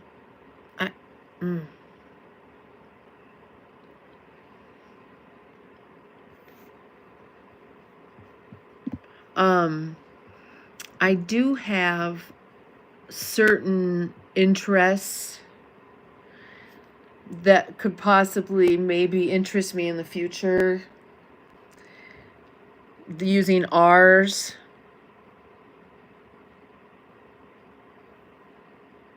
May or may not rhyme with viper.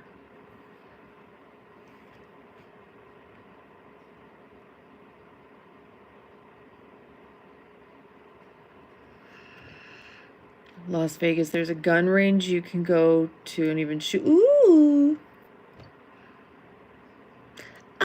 shot the sheriff.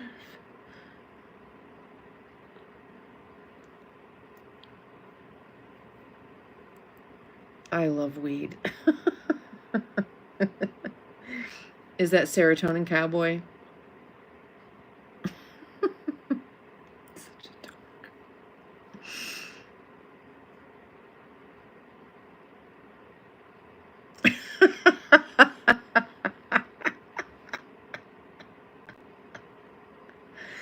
Dork.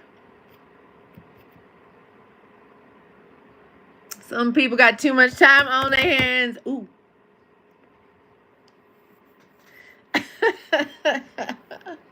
Yes, and rooster paws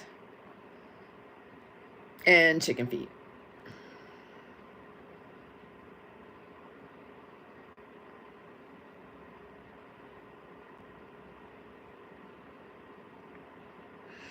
What do you mean, Omerta? Well, the country is ruled by weed here in a kind. What? What does this mean?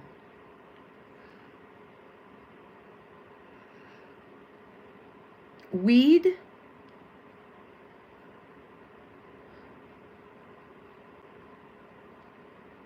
Me? I'm not from Vegas. Ugh.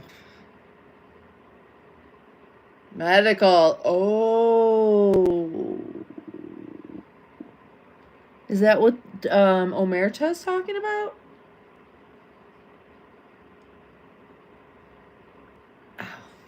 Oh, you guys. You guys are talking. I get it. Okay, yeah. That makes sense.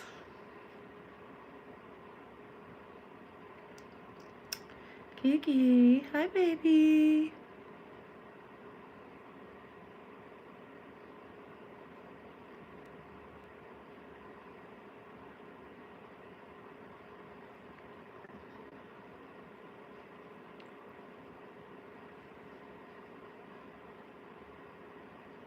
Kiki, kitty, kitty.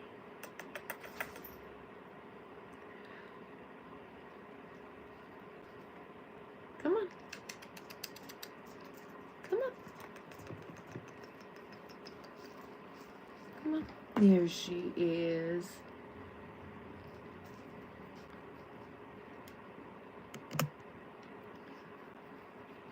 Pacific Islander, okay.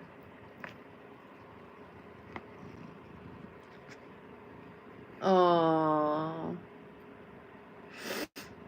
I'm sorry, weed.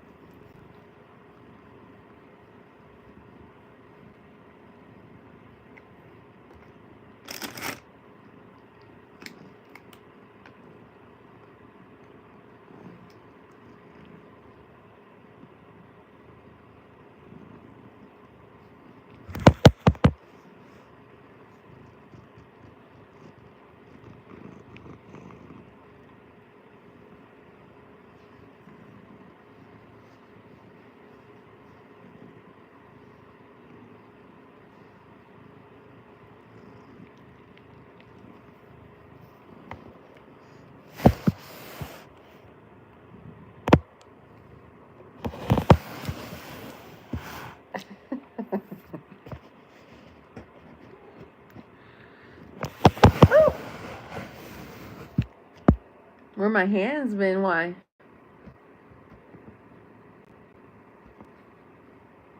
There you go. She had to do that one. You know that. It's not a true cat experience unless she shows you her butthole.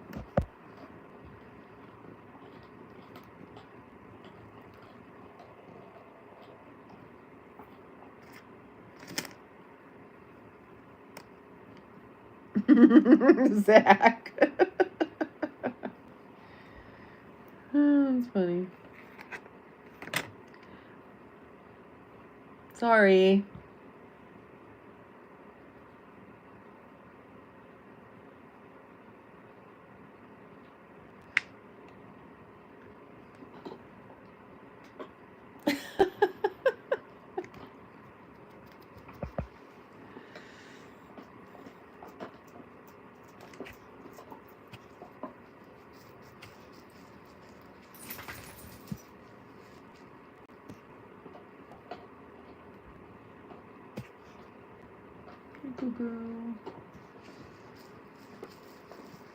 Deep.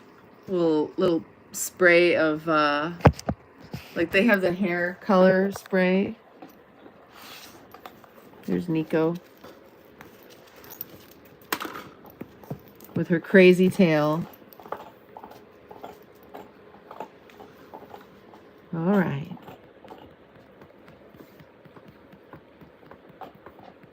And then here's Buddy.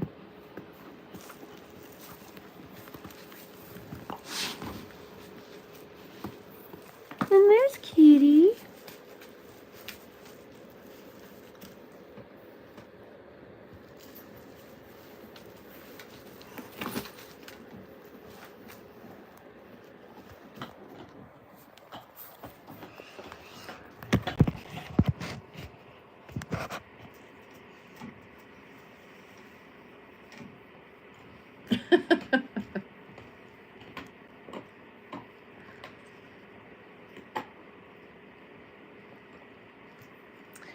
All right, everyone. I guess we should probably get out of here. Thanks for hanging. I hope that y'all have and have had a beautiful night, and that you start your week off with a positive vibe and a happy heart. I want to also go back and touch on something that I talked about in a previous video, maybe this morning or last night, maybe.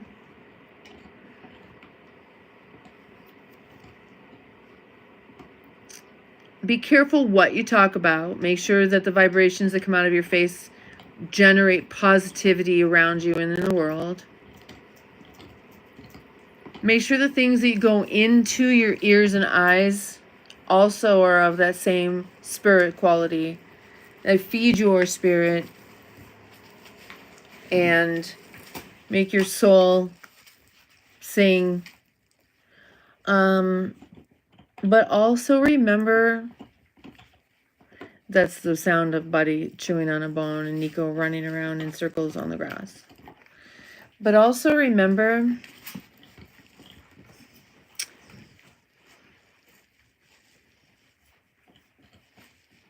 one moment, while I remember. There's Richard. To keep your thoughts, to keep your plans, keep your desires, keep your plans, what you're going to do, where you're directing your focus and power, the details to yourself. And I was talking to my child earlier, and they said the devil's in the details. Because I'm like, the devil can't hear your thoughts, so don't talk about your plans. And I'll tell you guys a story tomorrow about the taxi cab driver. I saw God in a taxi cab driver in the 90s in Hollywood. And I always knew it and couldn't quite decode exactly what he said. And now I have. So I'll talk about that tomorrow morning, whatever, the next live stream. I'll be on tomorrow at like 6 p.m., you know, that. But just keep your plans to yourself. Just do it. Anyone who needs to know, they're telepathic with you.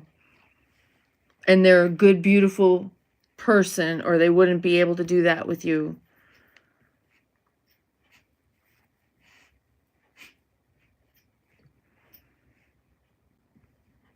Stuart.